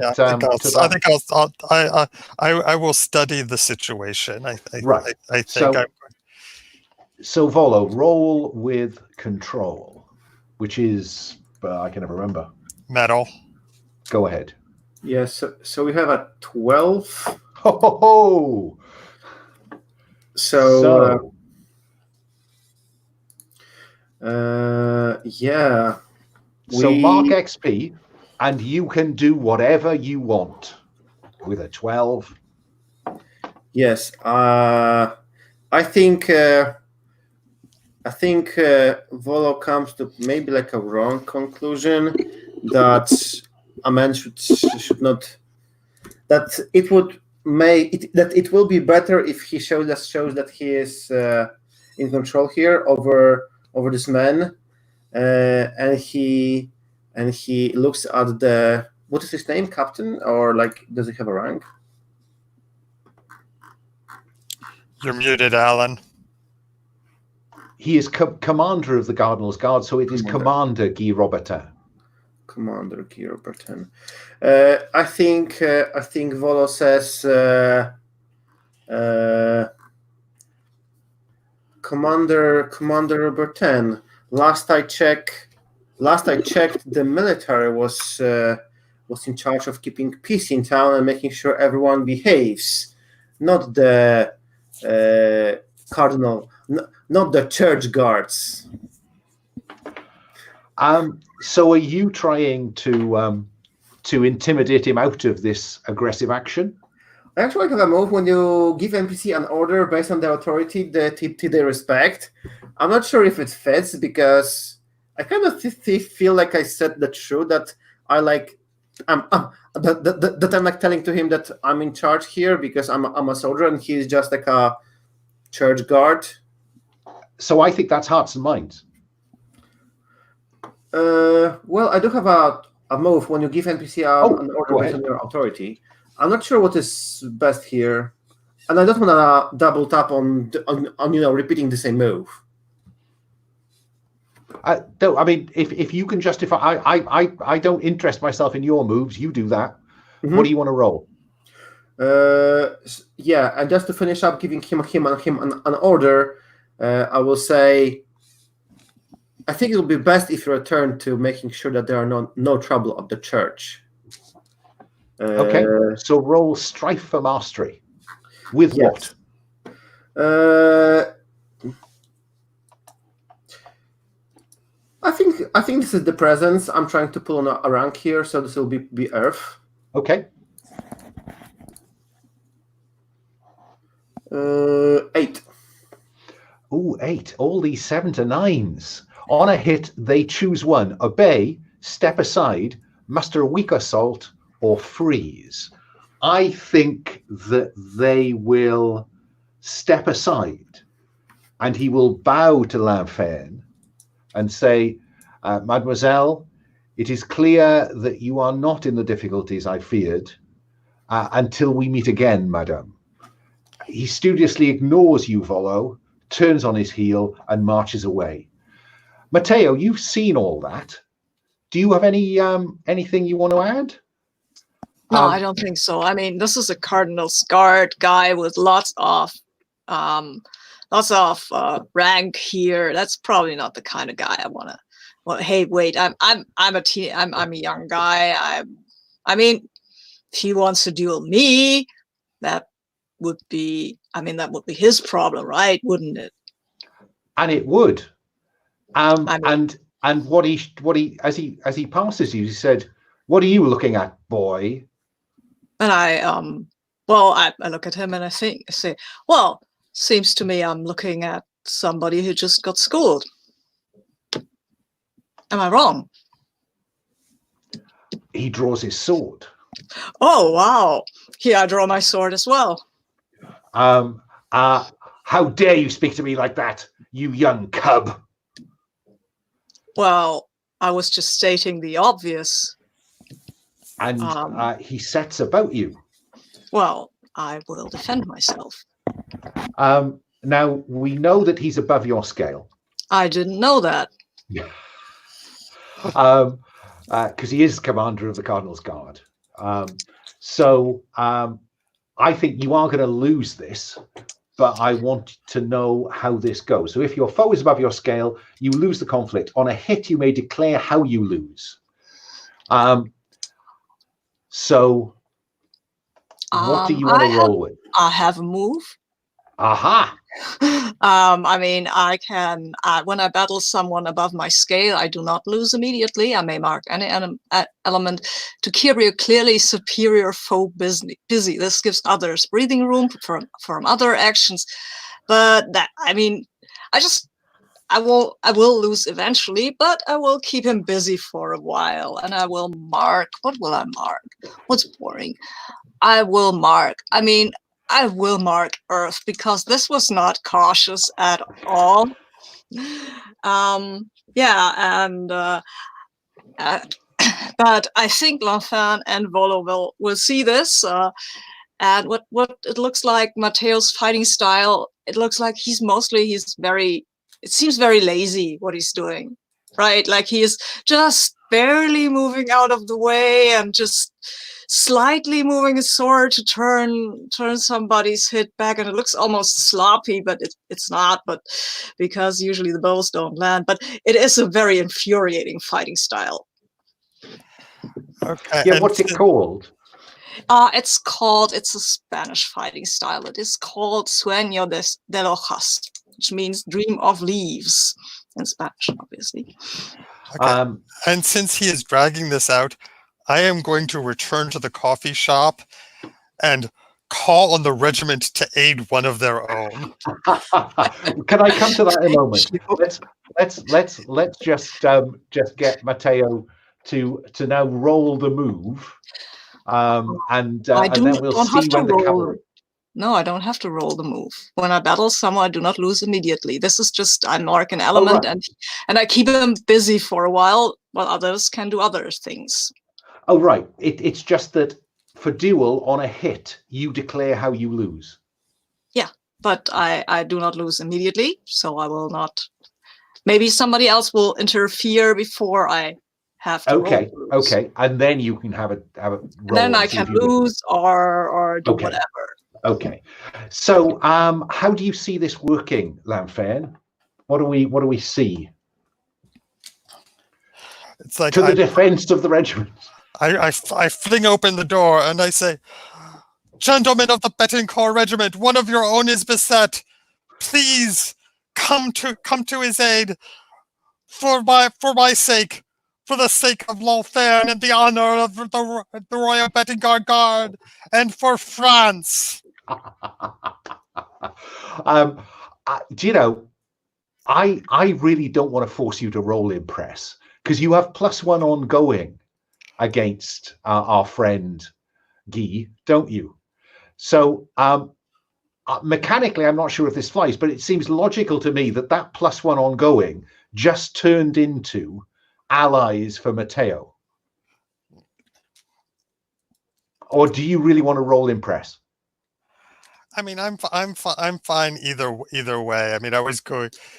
I mean, with +2 from Earth and +1 ongoing, it's probably going to be pretty useful. Because I imagine that +1 turning into a crowd of Betancourt. Yeah. That's fine. That's just have all the guardsmen come streaming out of the coffee house. Okay. In support of Mateo.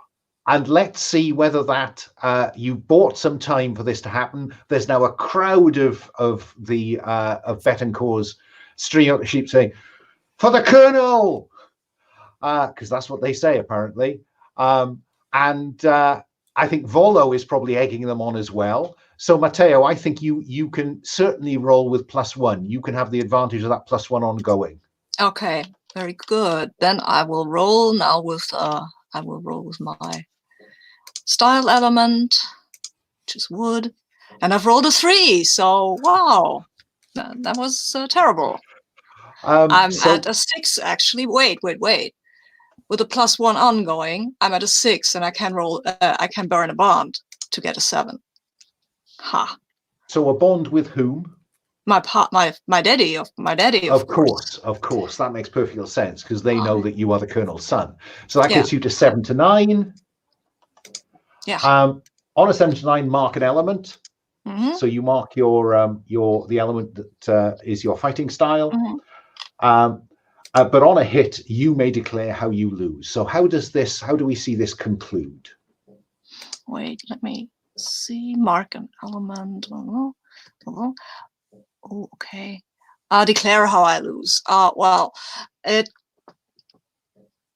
a bit confusing actually. What really happens is that those soldiers, they come out, and I didn't expect that, and I got distracted. Actually, that's when the whatever he is, he lunges, and he kind of gets me, gives me a slight cut over my cheek, and then he yells out, "Ha! First blood, boy," or something inane like that.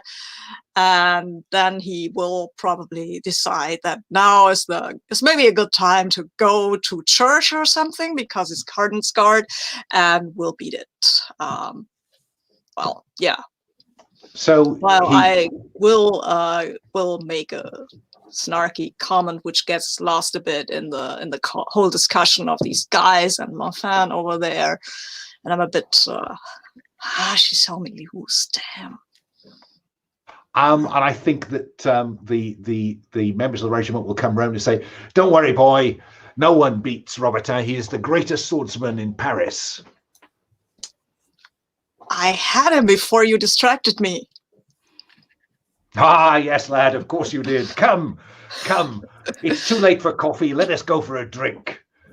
Volo, do you continue a conversation with L'Enfant, or do you follow the regiment for a glass of wine?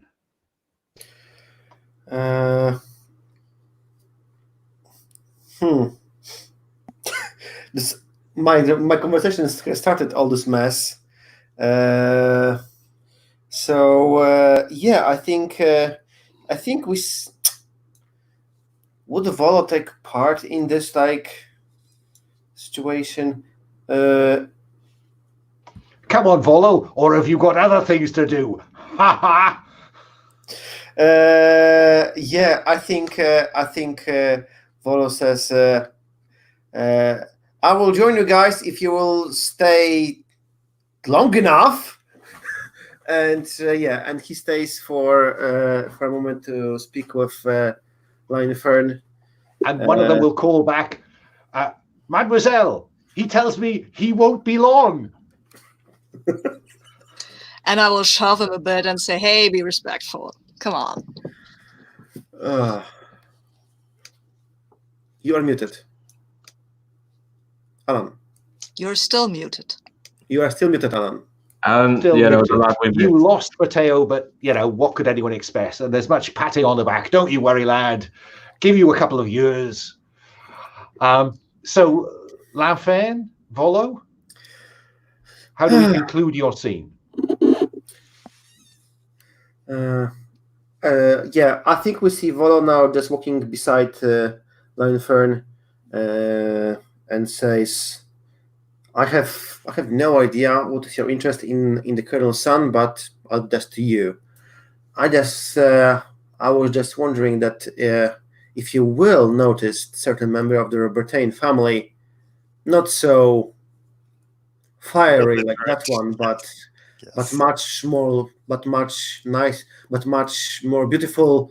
And Volo's like lost in thoughts as he's like describing the Claudine beauty, and he comes back and he says, I would be in your deep favor if you could pull her aside for me to have like a conversation with her, or maybe like if I can just be there to like have a dance with her. I'll be there on a duty, so I will not have much time. But if you can just place her in a correct moment at the correct time, for me to have a good introduction and get to know her as me, not as that other me. Is young Volo in love at last? So I think it's clear, Lanfein, that you do not know much about Claudine Robertin at this point, but it could be something you could find out about. Does that seem a reasonable way to conclude that? Sure. Now, I am inclined to call a 5-minute break, and then on return, cut to the masked ball, unless someone is very, very desperate to do anything else. No. Okay, so it's 54 now. I'll see you on the hour.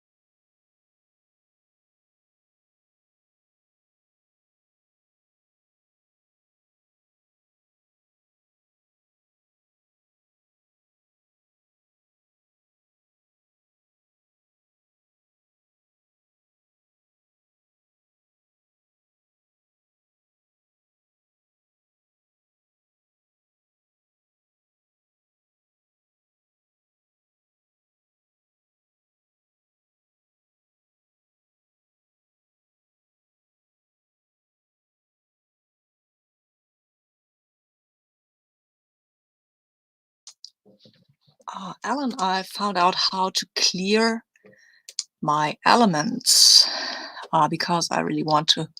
Okay. Because there is something that says, let me see where that is, marking elements. You may, between scenes, you may narrate a montage and clear one element. So, should we? That's fine. So we'll kick off with that then. This is open to all of you. There is the rule that says, you know, you can have a little montage that displays one of the conditions in red in order to clear. So so let's start. I mean, to be honest, I think you've done it, but go ahead. Tell me what you're thinking, Mateo. I think I'm, well, I need to clear my wood, right? I want to be able to fight when we go to the masque. So what I want to do is I will party with these guys from our regiment, of course. And on the next day, then I will start. I mean, I know that I lost. Distracted or not, I would have lost anyways. And that makes me angry. But I will train now. And I will train by myself. But if somebody comes and says, hey, what are you doing? This is not the way for Parisian fights, then yeah, well, then he will be my training partner. Yeah, well, how do you feel about a scene in the gymnasium, the regiment's gymnasium? Yeah, sure. Where we see you angrily taking on all comers, you know, and there are just, you know, people retiring, sweating, you're getting, and but by the end of that, somebody says, have you got it out of your system now, boy? Obviously Maybe not. your father comes and says, I heard what happened, my boy. Have you got that out of your system now? I think I could take one more.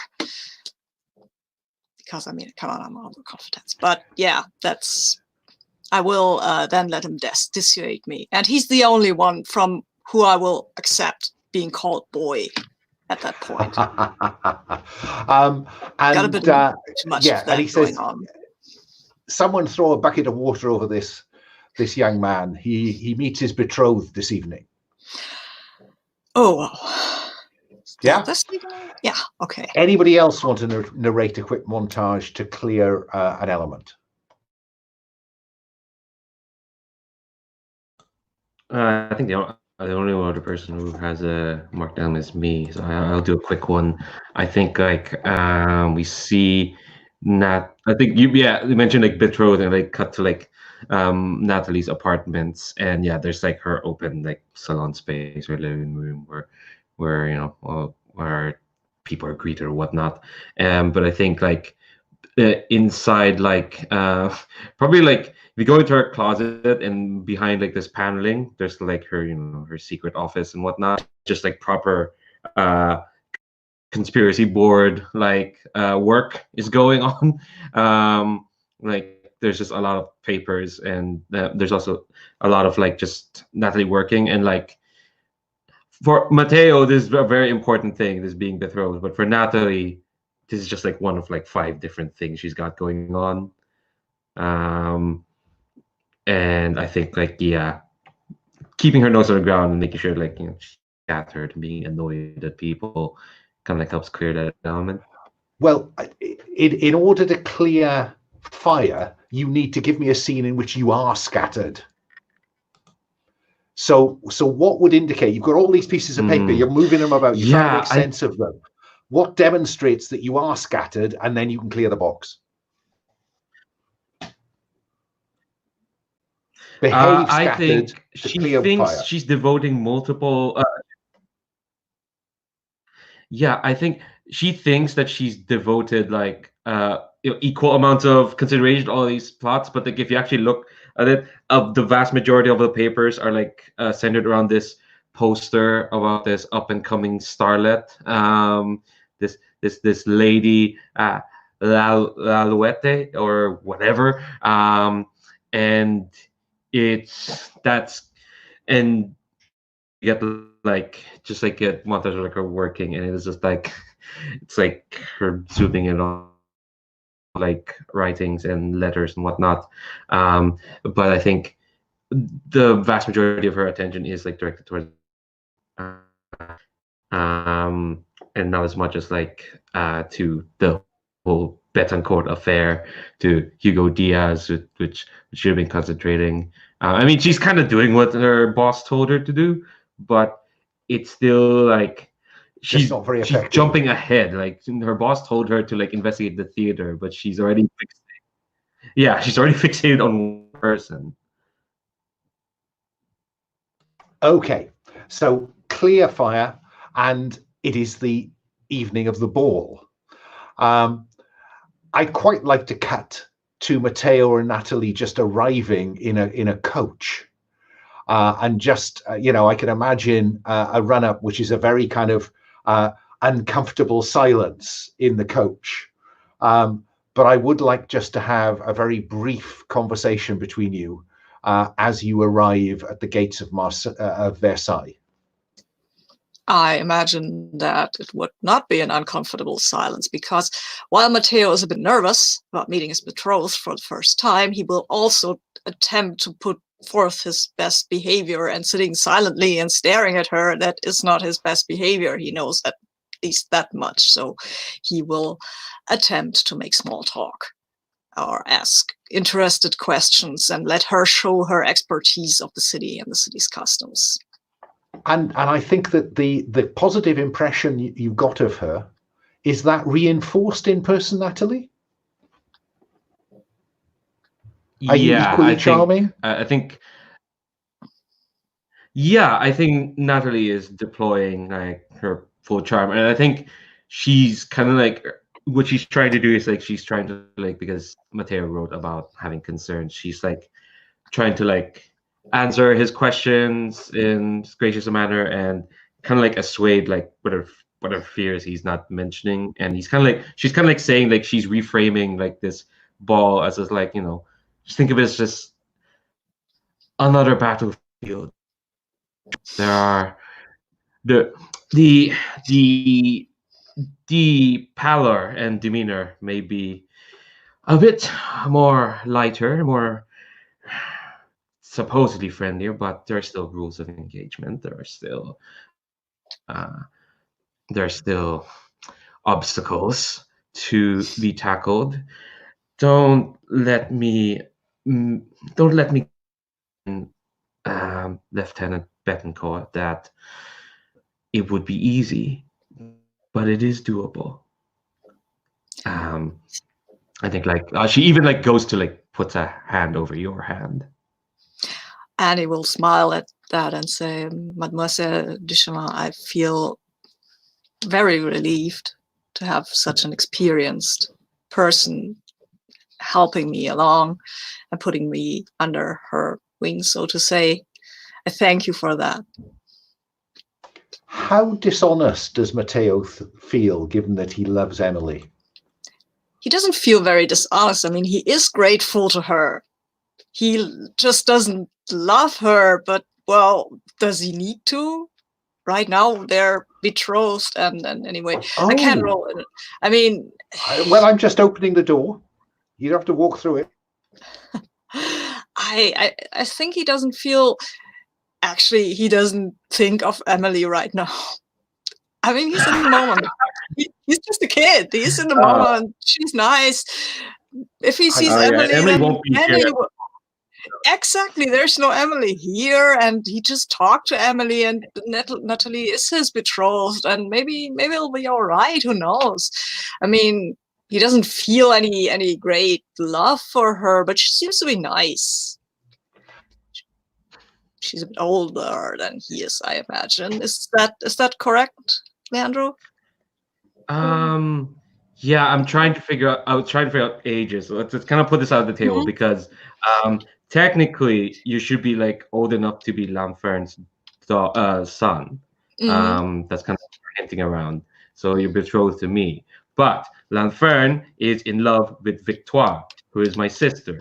Originally, I put it down to younger sister, but that would be incredible. No, let's not go there. So I'm just gonna make Victoire the eldest sister, way older by like a decade.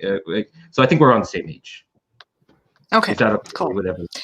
Yeah, but maybe Mateo thinks you're older because you seem so much more mature than he feels. I mean, sophistication adds a decade. A good decade. A good decade. Yeah. Positive. Before you get out of the carriage, I'd like to cut to a scene, an argument between Charles de Vray and Lanfern, because Charles is explaining that you're a guest of the king. You cannot perform this evening.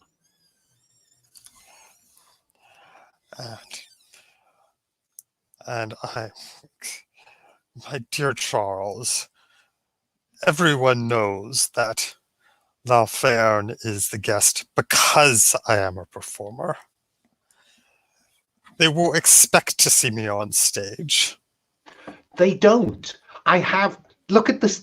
Look at the seating plan. You're sitting in the front row with the king.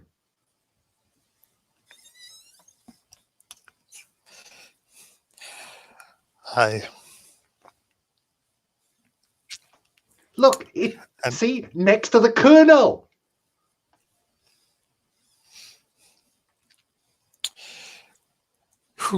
If you expect me to put you on stage and have a seat 3 along from the king empty because I put you on stage, you have another thing coming, young woman.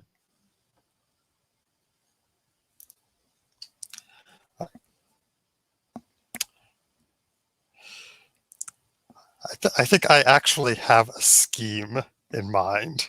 So I am going to agree. Very well, Charles. That Victoire has been badgering me to allow her to understudy my part. Let her go on stage tonight, and we will see if she can show true passion.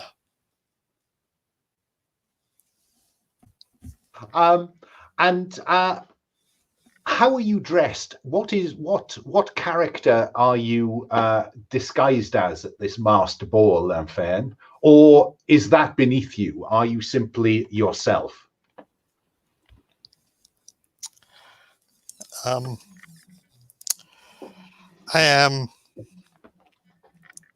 wearing a very skimpy domino mask, so I am disguised technically, but everyone knows that I am Lanfern.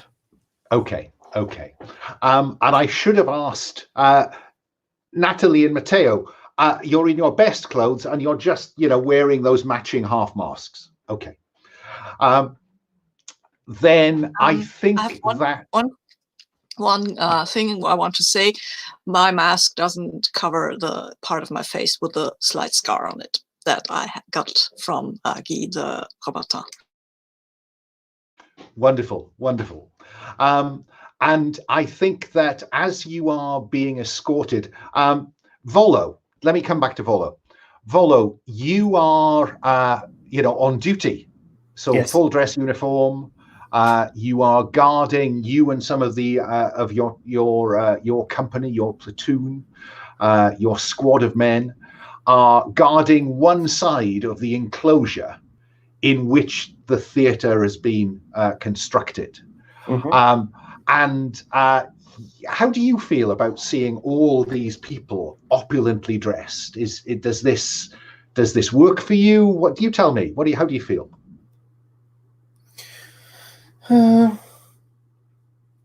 don't think Volo has any rebellious thoughts. They are the nobles. I'm the son of a noble. I serve in the army, so this is my place. He of course is like looking to see if maybe he will recognize her. Like, what mask is she wearing? He's like lost in thoughts somewhere over there. Because I was wondering, there is a young woman seated in the row behind the Queen, and there is something about her that is remarkably familiar, Volo. The poise with which she sits, and you've been watching her as she's moved around. She appears to be an attendant to the Queen, but she is moving with such grace, such elegance. And she's clearly a young woman. I just thought you'd want to know that.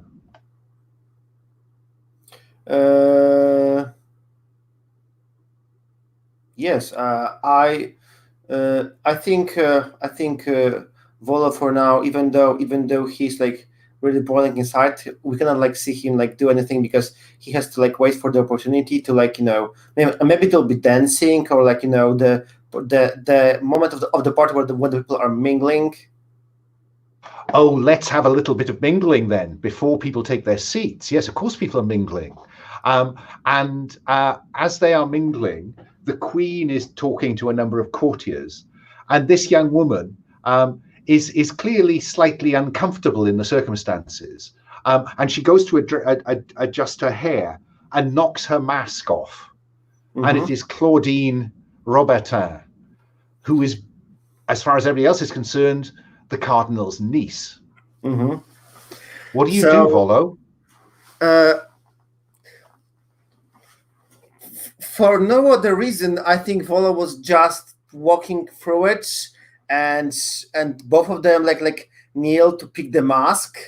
And can I suggest that we roll for inner conflict and see how this goes? Because you're on duty.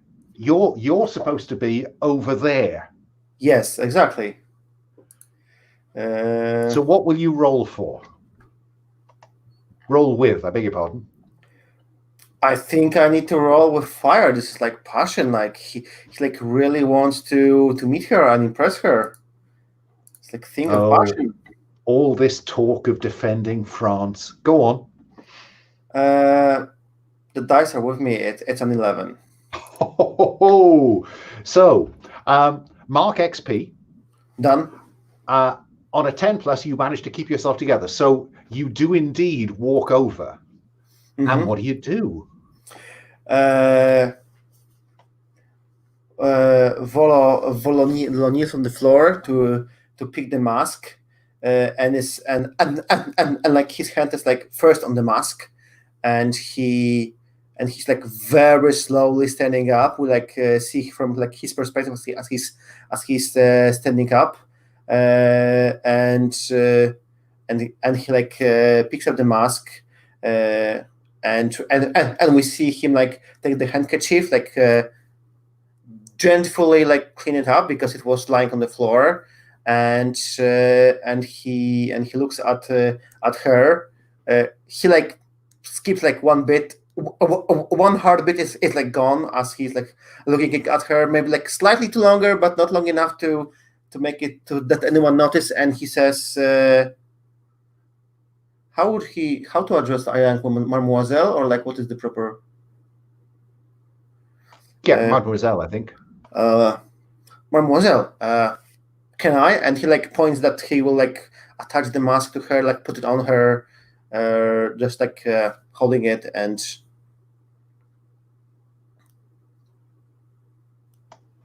what is your intent here? What are you hoping is going to happen?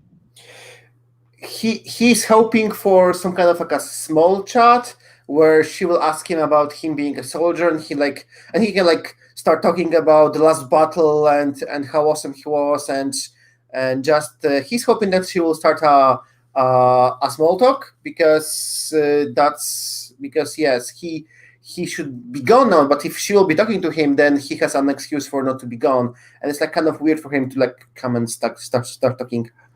And I think these moments together fly past. Yes. And then the Queen looks over her shoulder and says, Claudine. And she's terribly flustered, and she puts her mask on and goes to follow the Queen and says, your name, sir? Lieutenant Volo Wulin, mademoiselle. And she demurely curtsies and follows the Queen away. Let me go to Nathalie and Mateo, who now get are coming up the drive. They've got out of the carriage. They're walking up towards their seats, probably nearer the back of the seats that are arranged, to be honest, for the performance. And almost at the same moment, Mateo sees L'Enfern gliding through the throng with a young woman making sure that her train does not get muddy, for it is Emily, her maid. And now I'm rolling in her conflict. And just to complete the picture, while Nathalie sees just a little way away Simone. Everybody's distracted. Very good. I will roll mine with metal because control seems to be important here. That seems logical. And also because it's terrible. Oh, I've rolled a 12. No, I've rolled a 10. I've rolled a 10. It's a Mr. Cool. So it's a 9. It's a 9. I'm not that well. So on a 9, either flee the scene or mark an element, your choice. Do mark XP though. Oh yeah. Flee the scene seems. You have that 10 roll you did at the start of the session. Oh right, I do. Thank you, Leandro. I will, but I rolled a 10. I'm still rolling with metal. No, but you. Oh, right. You replaced the dice roll, not the result. I imagine in replacing the result. Well, Yeah, I no, think the- I'm replacing the dice roll. Yeah, you swap the die roll. Ooh, Yeah. Yeah. Okay. Yeah, Yeah. that the rolled a consequences. Sorry. Oh, what a shame. what a shame. It's still in your So, pocket, though. yeah, I should have used it in the duel. I forgot about it. I've written it down on this thing, and I put my cell phone over it, and then I didn't see it. Damn. So mark an element or Yes. flee Flee the the scene. scene. Flee the scene. I don't know. Fleeing the scene seems a bit weird with Make your having. excuses and leave. Yeah, no. I think Nathalie might be quite pleased. I've marked metal right now because this is my first time at court, and my father is here, and he saw me lose a duel or heard of me losing a duel, so maybe I shouldn't drop my fiance at the first thing. Also, I mean, Nathalie is a person, and she seems nice, so just dumping her over because there's this wonderful fairy-like creature over there. I couldn't. Okay, we get a feel for that. Nathalie. Yeah, Mateo seemed to hesitate momentarily, but then he's back in the game. What do you do, Nathalie? I think I don't notice that moment because I see Simone, and immediately once I see her, it's like, oh God, if she's here, I think I immediately scan the room to see if Volo is around, because why else would Simone? She doesn't talk about me. All she talks about is getting one up on Volo. Also, this does mean, Volo, that now that she's in this room, you get a -2 whenever you act under pressure. So good luck with that. Yes, it does. But that's not uncommon, actually, because I think that L'Enfern is about to sit down next to her nemesis, unless her cunning plan comes off very spectacularly shortly. Volo is in the same space as his nemesis. I can tell Mateo that Jerome is about to appear on the edge of this, because he also is on duty, of course. And who's going to come on stage? Say? The only person who is not under pressure at the moment is Nathalie. Except Nathalie, you do notice someone else as you scan the room. The person you see is in a costume. This costume here. Oh. She's masked,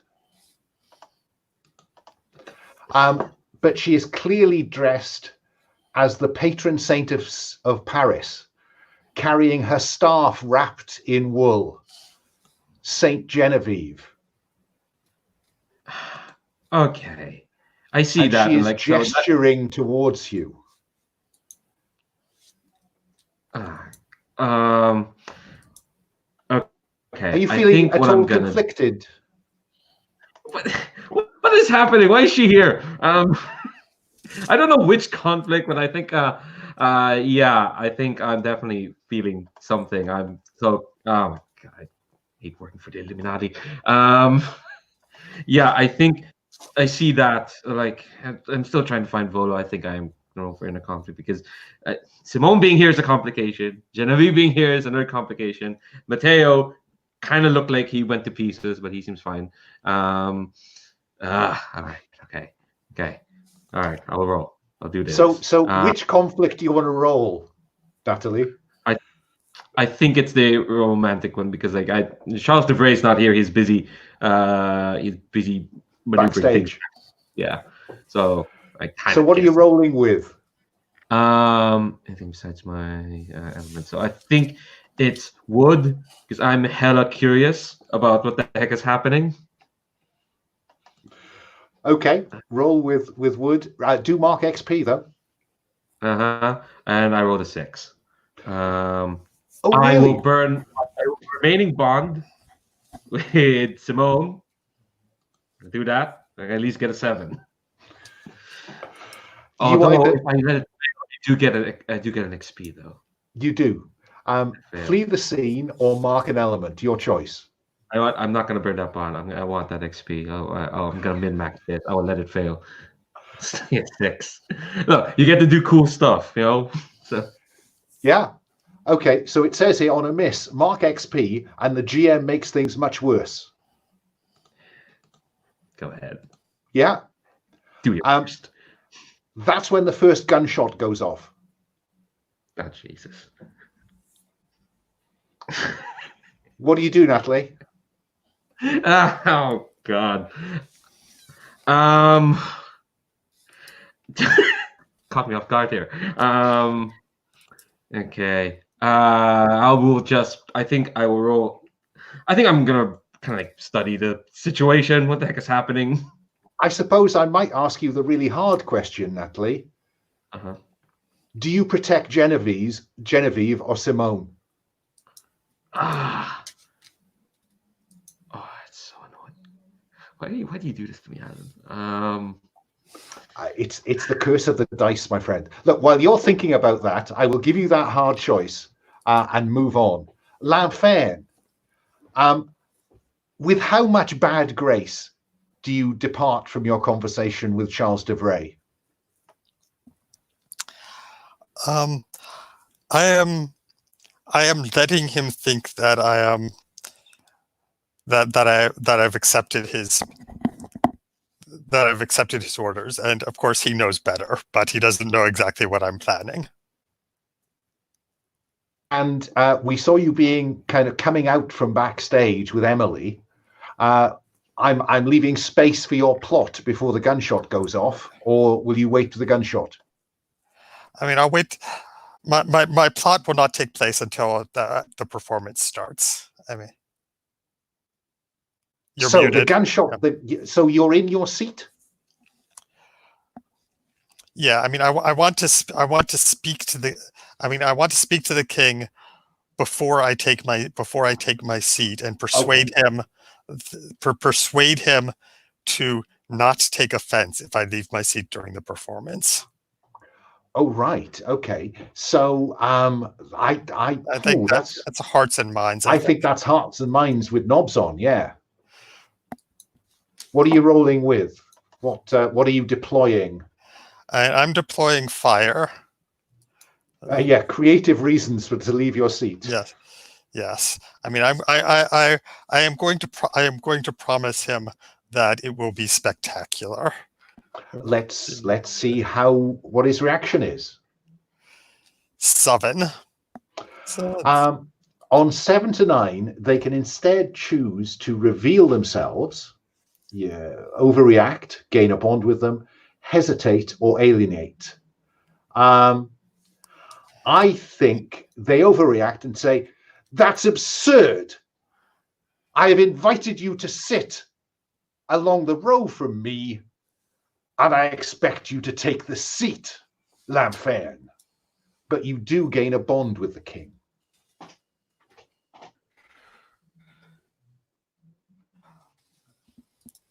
All right. All right. And I am going to be naturally very disappointed, but the gunshot will be a perfect excuse for me to be startled and spring up from my seat and run off. Well, okay, so let's have you sit down next to the colonel first. What do you say?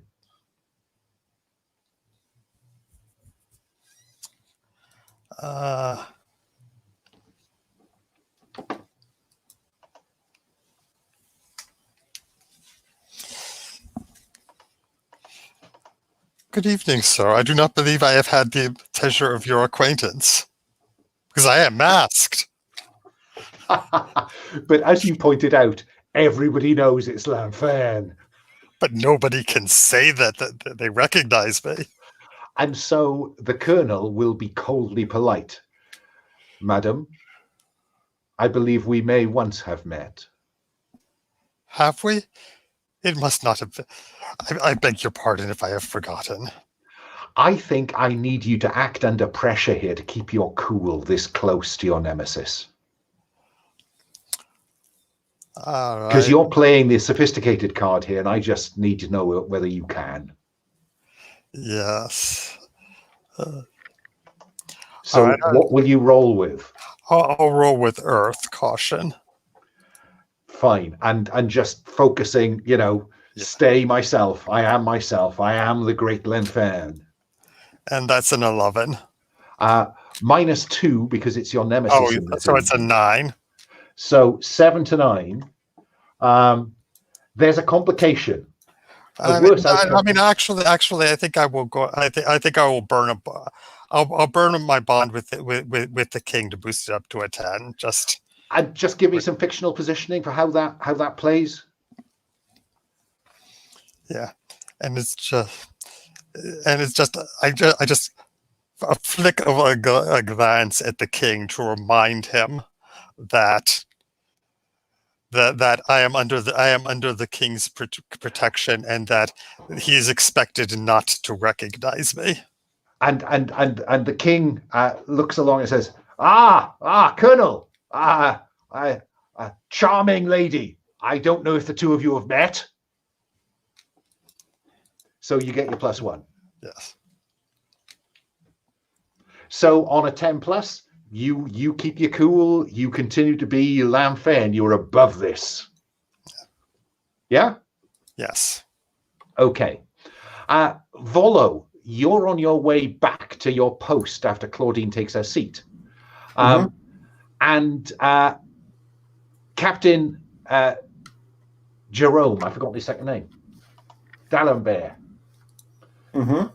Darbanda. Thank you. Comes up to you and says, there's a suggestion that there may be intruders beyond those trees. Take your men and check. Yes, sir. Yeah. So you're making your way towards those trees, and that's when the gunshot goes off. So everyone is in their seats apart from you. A gunshot goes off. What do you do? Nathalie, I started with you. Do you protect Simone or do you protect Genevieve? Okay. On one hand, we have the Genevieve, who's the mysterious leader of the French Illuminati, the Apostle of the New Dawn. I assume she can take care of herself. I don't know why she's here. Simone is the person I love. So yeah, I'm going to go for Simone. So I think when the gunshot rings out, does everyone kind of like start getting up from their seats? I think initially there's I think there's a degree of kind of, has the performance started? Oh, jolly good. Oh, God. Yeah, I think if this is okay, while there's still like confusion, while everyone's going about, I think Natalie's gonna like take her eyes towards Genevieve, and I think I'm gonna roll my spy move. which is Ooh, I do you like these moves out. Go. Yeah, you excel at spotting important details and you know how power flows. When you attempt to determine someone's true motivation, aka why the heck is she here? Why is she here? I'll roll, and I With think I'll roll with water because I need to be aware, Okay. flexible and whatnot. Come on, don't start freezing on me. 5, 6, 7. That's a 9. On a 79, well, okay, so on a hit, you may ask a question as per the study move, and I take +1 ongoing for the scene. Just in general, apparently. So that's fab. It's a pretty good move. Yeah, but on the 79, well, so I can ask a question, but on the 79, they will notice my attention. Okay, so what question do you ask? Okay, I think let's see, ask a question about a person. Yeah, why is she here? I just want to know straight up, why is she here? Yeah. Why is she here? She is staring intently over your shoulder. I'll turn. You thought she was looking at you, but she's looking away, past you. Yeah. Okay. I'll turn to look. Who's she looking at? And that's when you see the 3 swordsmen rushing out of the forest on the woodland on the other side from where Volo has been sent. And you see her disappear behind the crowds, who are now beginning to stir. So it appears that she was here to warn you. I see that, and I see she's gone, and then I think those 3 swordsmen are closing on Simone. Mateo, you've seen all this happen. Natalie is clearly distracted. She turns and looks that way. You see these swordsmen coming towards you. What do you do? Swordsman coming towards me. Oh, well, coming towards the crowd, as far as you're concerned. Natalie is convinced it's for Simone, but you wouldn't know that. I wouldn't know that. No, but there are swordsmen coming towards us, and I imagine that Emily is somewhere in the crowd. There she is, sat behind Lanfern. Okay, but that's farther away from the guys who come towards us, the swordsmen. Yeah. Right? So Natalie and you are between them and the seats.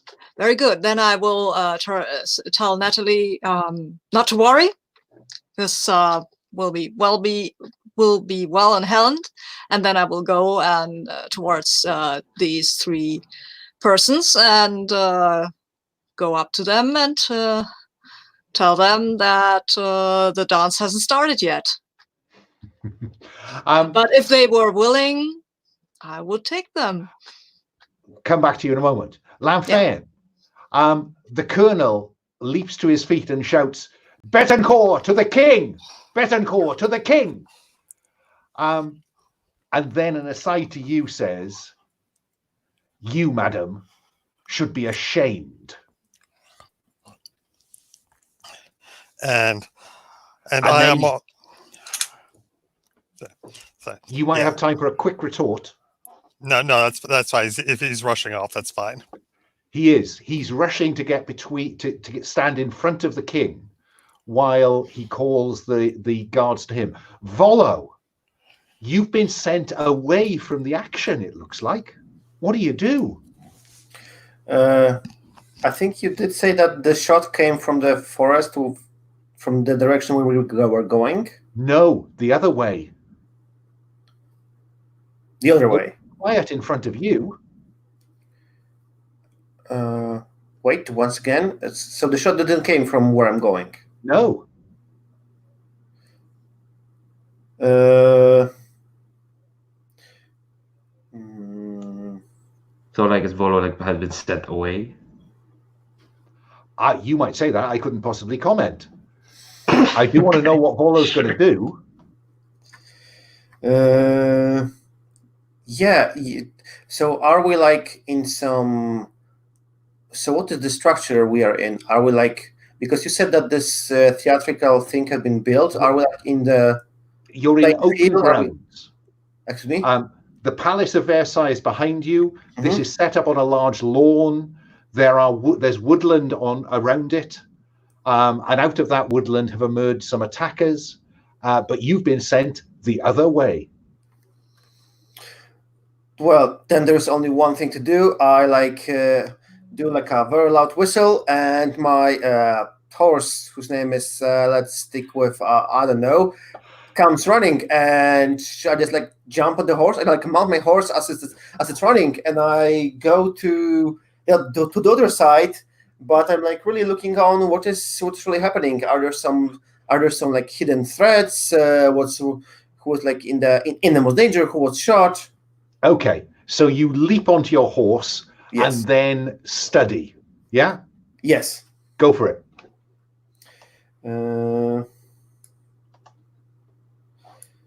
It does sound like awareness and wisdom, because if there is a planned assassination, they must have a plan. So it will be water. Although study rolls have been all horrible misses. Let's see how this one will go.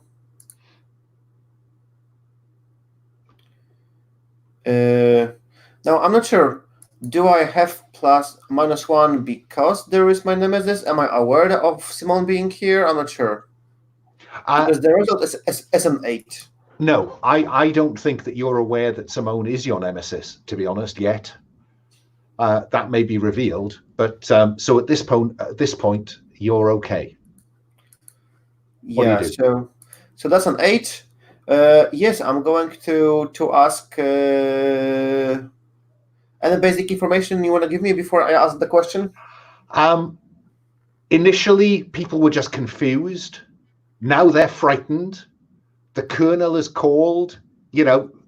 What I've already said to everybody else is the basic information you've got. Awesome. So I'm going to ask a question about the situation. What are the threats that I can notice? You can see 2 horsemen heading for the king. Out from the forest, or where are they coming from? No, they're coming from behind the stage. And that was obscuring them.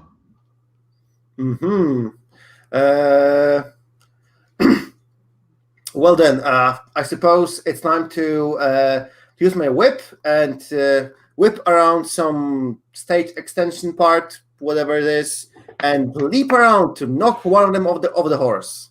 Okay, so you will engage with them. Fine. Mateo, I think you said that you were putting yourself between these oncoming swordsmen and the king. Everyone who is between, and the king, of course. If there's the king behind me, then there's the king behind. It wasn't actually intentional. I was more putting myself between them and Nathalie and Emily, but if the king's there, it's fine. The king's a happy accident. And they are showing no intention of slowing down or engaging in banter. They simply want to go straight through you and head to the king. So what do? I'm kind of assuming. I want to engage them, of course. Nathalie, just confirm to me, how are you protecting Simone? First I have to get to her, I think. Act under pressure? Yeah. Overcome, rather, sorry. It is overcome. I think I'm rolling with fire. I'm trying to be speedy at this. Okay. So it's a -1. No, what's the worst gonna happen?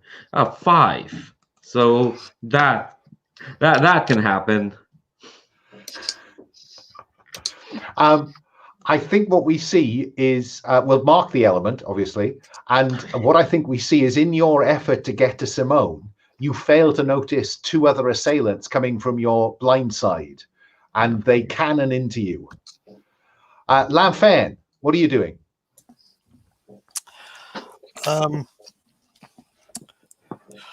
I jumped to my and it's like the king is in danger, and I faint spectacularly, so that Emily can drag me away.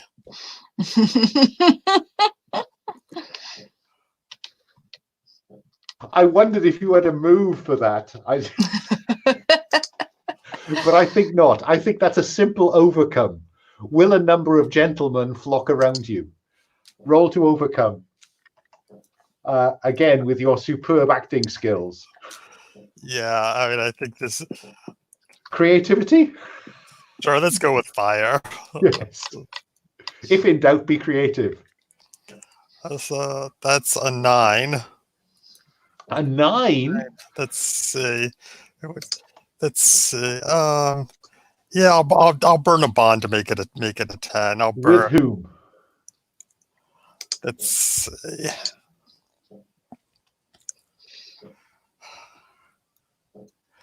All right. Well, I have a schema coming which will embarrass the Cardinal. So I will burn my bond with his nephew. This is in okay. Because he was quite polite to you, he set out to protect you. It's not unreasonable in these circumstances that he comes to your aid and gathers a number of the Cardinal Guard around you, and kind of is setting off to carry you away. Let's start with Volo. How does this go? Because they are lesser scale than you. So roll with your style element.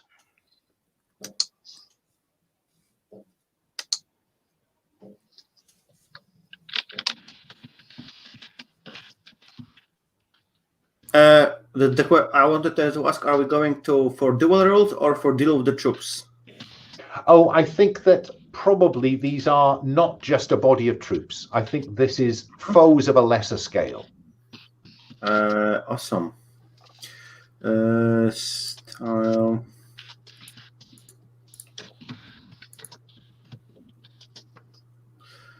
Well, looks like a 6. Wow. So on a fail, you win, but mark an element. They escape and may return at a higher scale. So these two, you deter them, I think, is what we're seeing here. So your acrobatic whip skills, they veer off, and seeing that they've been spotted, that surprise is lost, they gallop away, calling over their shoulder, "Until next time, Betancourt." Yeah, and since I'm marking wounded, I suppose that the element I attached my whip to breaks, and I just like hardly land on the floor. Fine. Mateo, how is your conflict going with these? Again, I'm going to make them of a lesser scale. Actually, maybe I should have dealt with troops. Yeah, let's have you deal with troops, because these are on foot. Cool. I will use my style element, and you know what? I roll a 10. Because I've still got it, and this is the perfect moment to have a 10. Okay. And defeat them easily. Yeah, and so what do people see? Yeah, well, you see, these guys are such buffoons. They get into each other's way all the time. And those people who are really good at spotting what people are doing in a fight, they will see that this is not accident.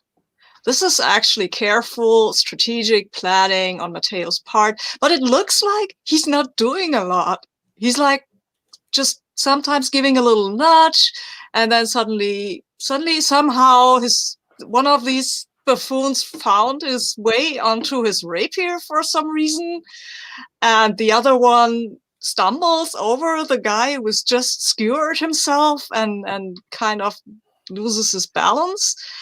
And nothing of that is actually an accident, but it looks a bit like it. Like it looks like they're doing all the work. Yeah, Mateo's just mostly standing there and offering, of course, witty quips like, that wasn't a good idea. Oh my, that must have hurt, and stuff like that. So it looks, but it doesn't look like he's actually exerting himself all that much. He's still winning though. So okay, and so we are left with 3 foes on the ground at the end of this. Nathalie, they blindsided you, and you can see others are coming for Simone. You're going to have to get past these people, though. Yeah, and I think like in response to like them blindsiding me, how did they blindside you? Just like, well, you were fixated on Simone, and so you didn't see these 2 just come at you from the side, literally blindsided you, and knocked you to the ground. So I how think, do you like, defend yourself? Yeah, I think. Oh man, I joked that she's an Assassin's Creed character. No, she doesn't have a hidden blade. Well, not the hidden blade, but a couple of hidden blades on her person, for sure. So I think whatever, like, they come at me with whatever weapon she has. I think Nathalie will like just like block it with like just a tip of like a blade that's just come out of nowhere. No, don't really know where she had it hidden. Up her sleeve, and it's in her hand. Yeah, and I think a second one will pop out on her other hand, for sure. Yeah, I don't know if she has any fancy quips. I'll just roll and see if she has any fancy quips. I mean, I'm very prepared for, though they think they've knocked her over, and appear to be just running away from her, maybe. Perhaps she rolls to her feet and a witty quip brings them back. Yeah, because like they're coming after Simone, right? Right. I think like she says like, it's too early in the night to be deploying the hired goons. God, doesn't your master know how to deploy an evil scheme? And then they attack you. Yeah, of course. Roll to deal with troops again. I was hoping that we could have some more individuals, but I think given the time, deal with troops. Okay, cool. So I roll my style element. That is water. Oh, that's an 11 plus 2 is a 13 plus the one ongoing. That's a 14. How do you take them down? So quick they didn't even. It was foolish of them. It was ridiculous of them to like turn around, like because they hear that quip and they're like, oh no, we'll prove her wrong. And like the way I've described Nathalie's like fighting style is like, it's like foggy, it's misty. It's like they're overwhelmed, but they don't even realize it. It's like a lot of like quick jabs. You know, when attacks. you said, that knife appears out of your sleeve. Does it stop in your hand, or is it just then in their throat? See, the thing is, she kind of wants to humiliate them. So she doesn't even like kill them. So I think like it's a quick like she smashes like the hilt of the knives like kind of like in their faces, and there's a point where suddenly they're one of them is like on the ground, and like they don't. I think like the knife will pop out of her hand, but it's like just tiny inch above this hired goon's throat, and it stops a bit, and then she just kind of like taps the knife on their forehead, just like pat them, just a little pat. And I think that's enough to see them run into the night. So we have Lowell protected by the Cardinal's guard. Okay. We have Volo. Actually, I want Von Farron to have been carried away. Okay, fine. She's carried away from the field of battle.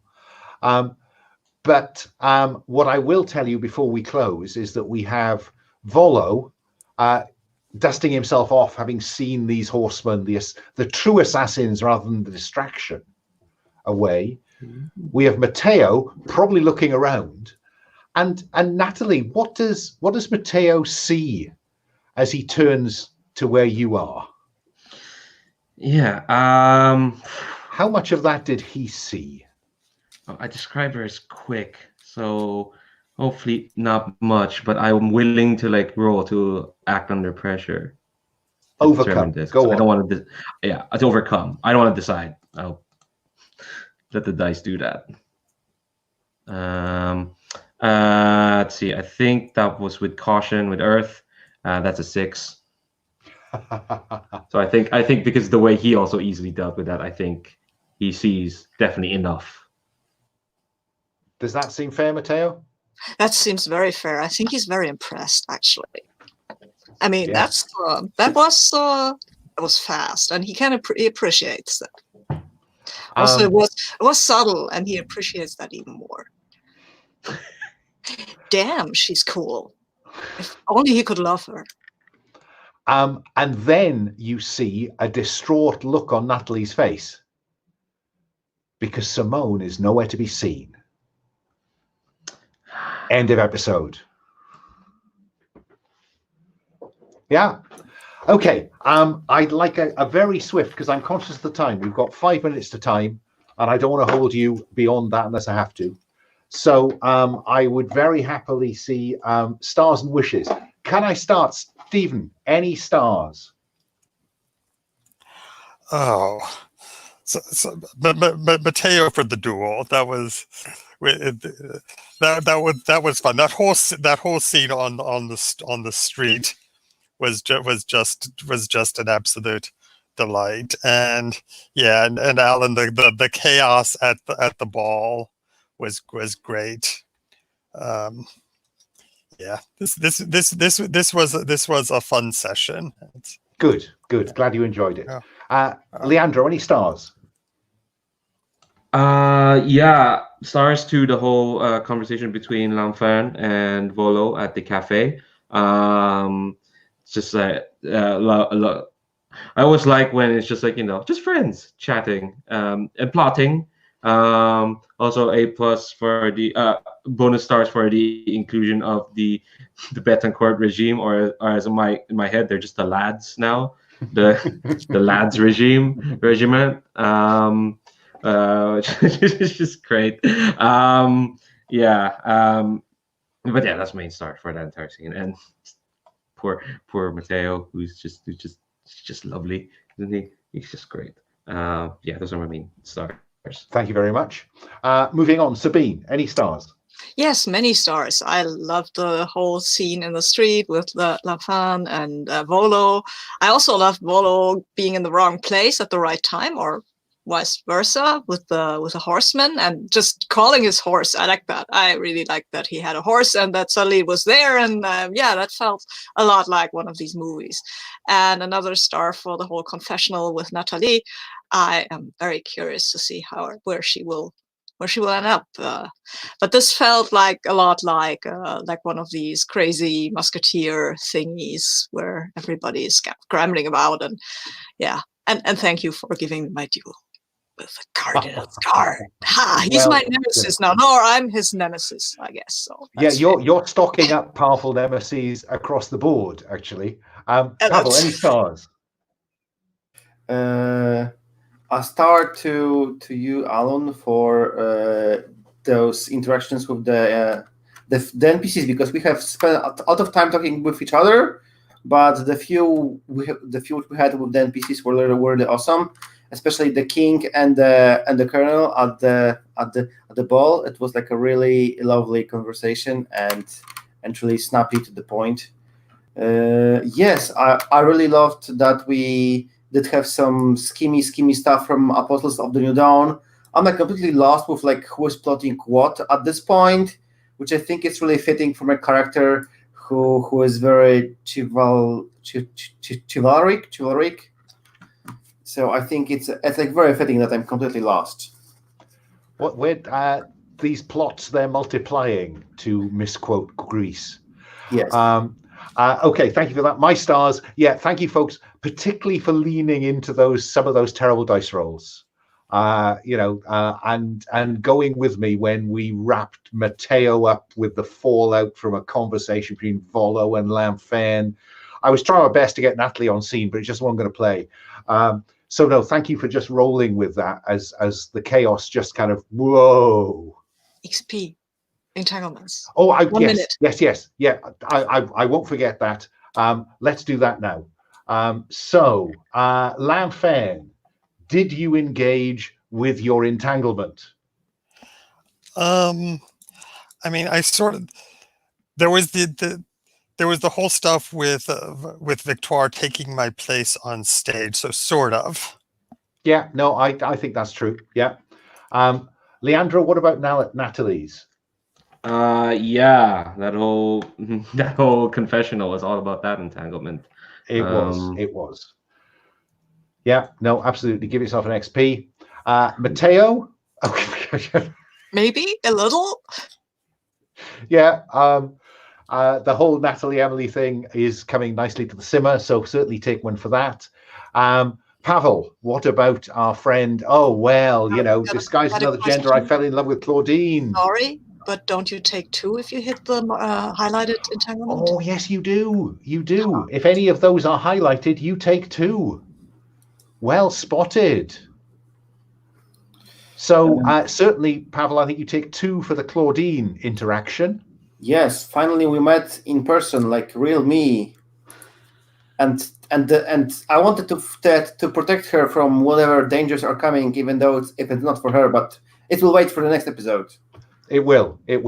At least she knows you exist now. Yeah, awesome. Oh yeah, okay. I certainly interacted with my nemesis. So you did, and I think that I the rules are a bit unclear about this, but I think you get one for if you interacted with your nemesis, you get one. No, I think it says here when you foil your nemesis scheme. Oh, foil. Yeah, I'm not sure that we count that as foiling the nemesis plot. Yeah. And I'm sorry about that, Steve. Events intervene before you had a chance, but I had my eye on the clock.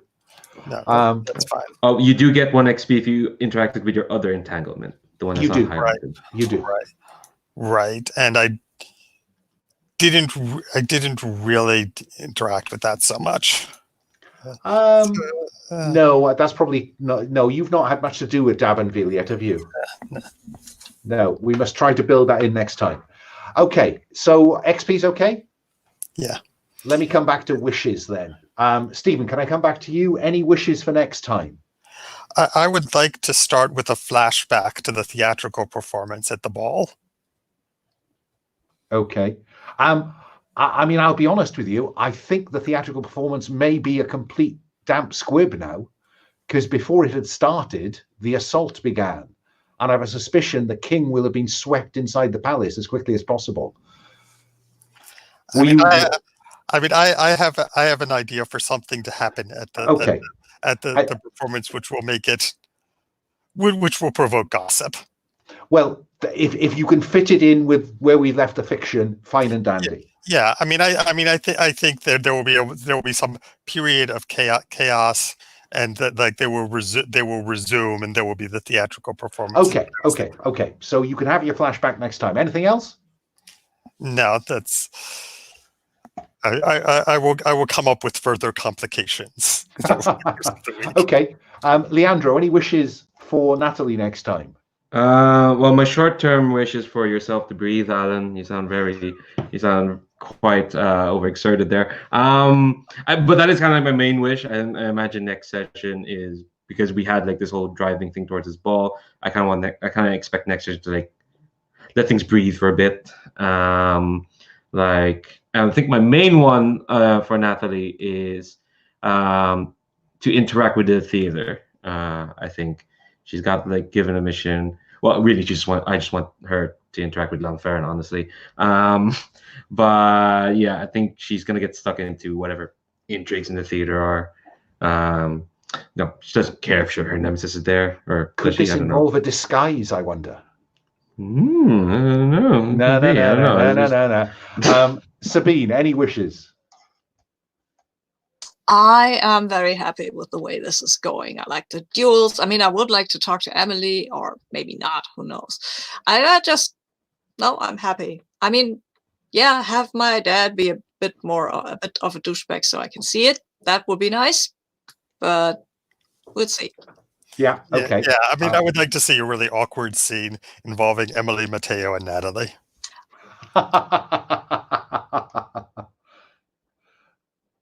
That's too good not to try to manage. Pavel, I couldn't provide you with a coach.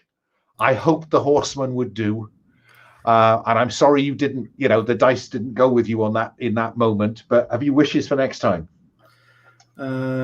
I feel like I need to have some interaction with Mateo. Mateo, we don't have any entanglements between ourselves, but we should find some reason to have some interaction, because so far we had none. Yeah, that's true. But couldn't be too hard. We basically live in the same place. Yeah, no, that will not be difficult. What I need to do is to give you some reasonable plot motive to have rather than just meet. Right. Yeah? Well, I mean, I've asked him to throw Emily and Mateo together, so that's something. Yeah, I will try to do it somehow next time if there will be not total chaos.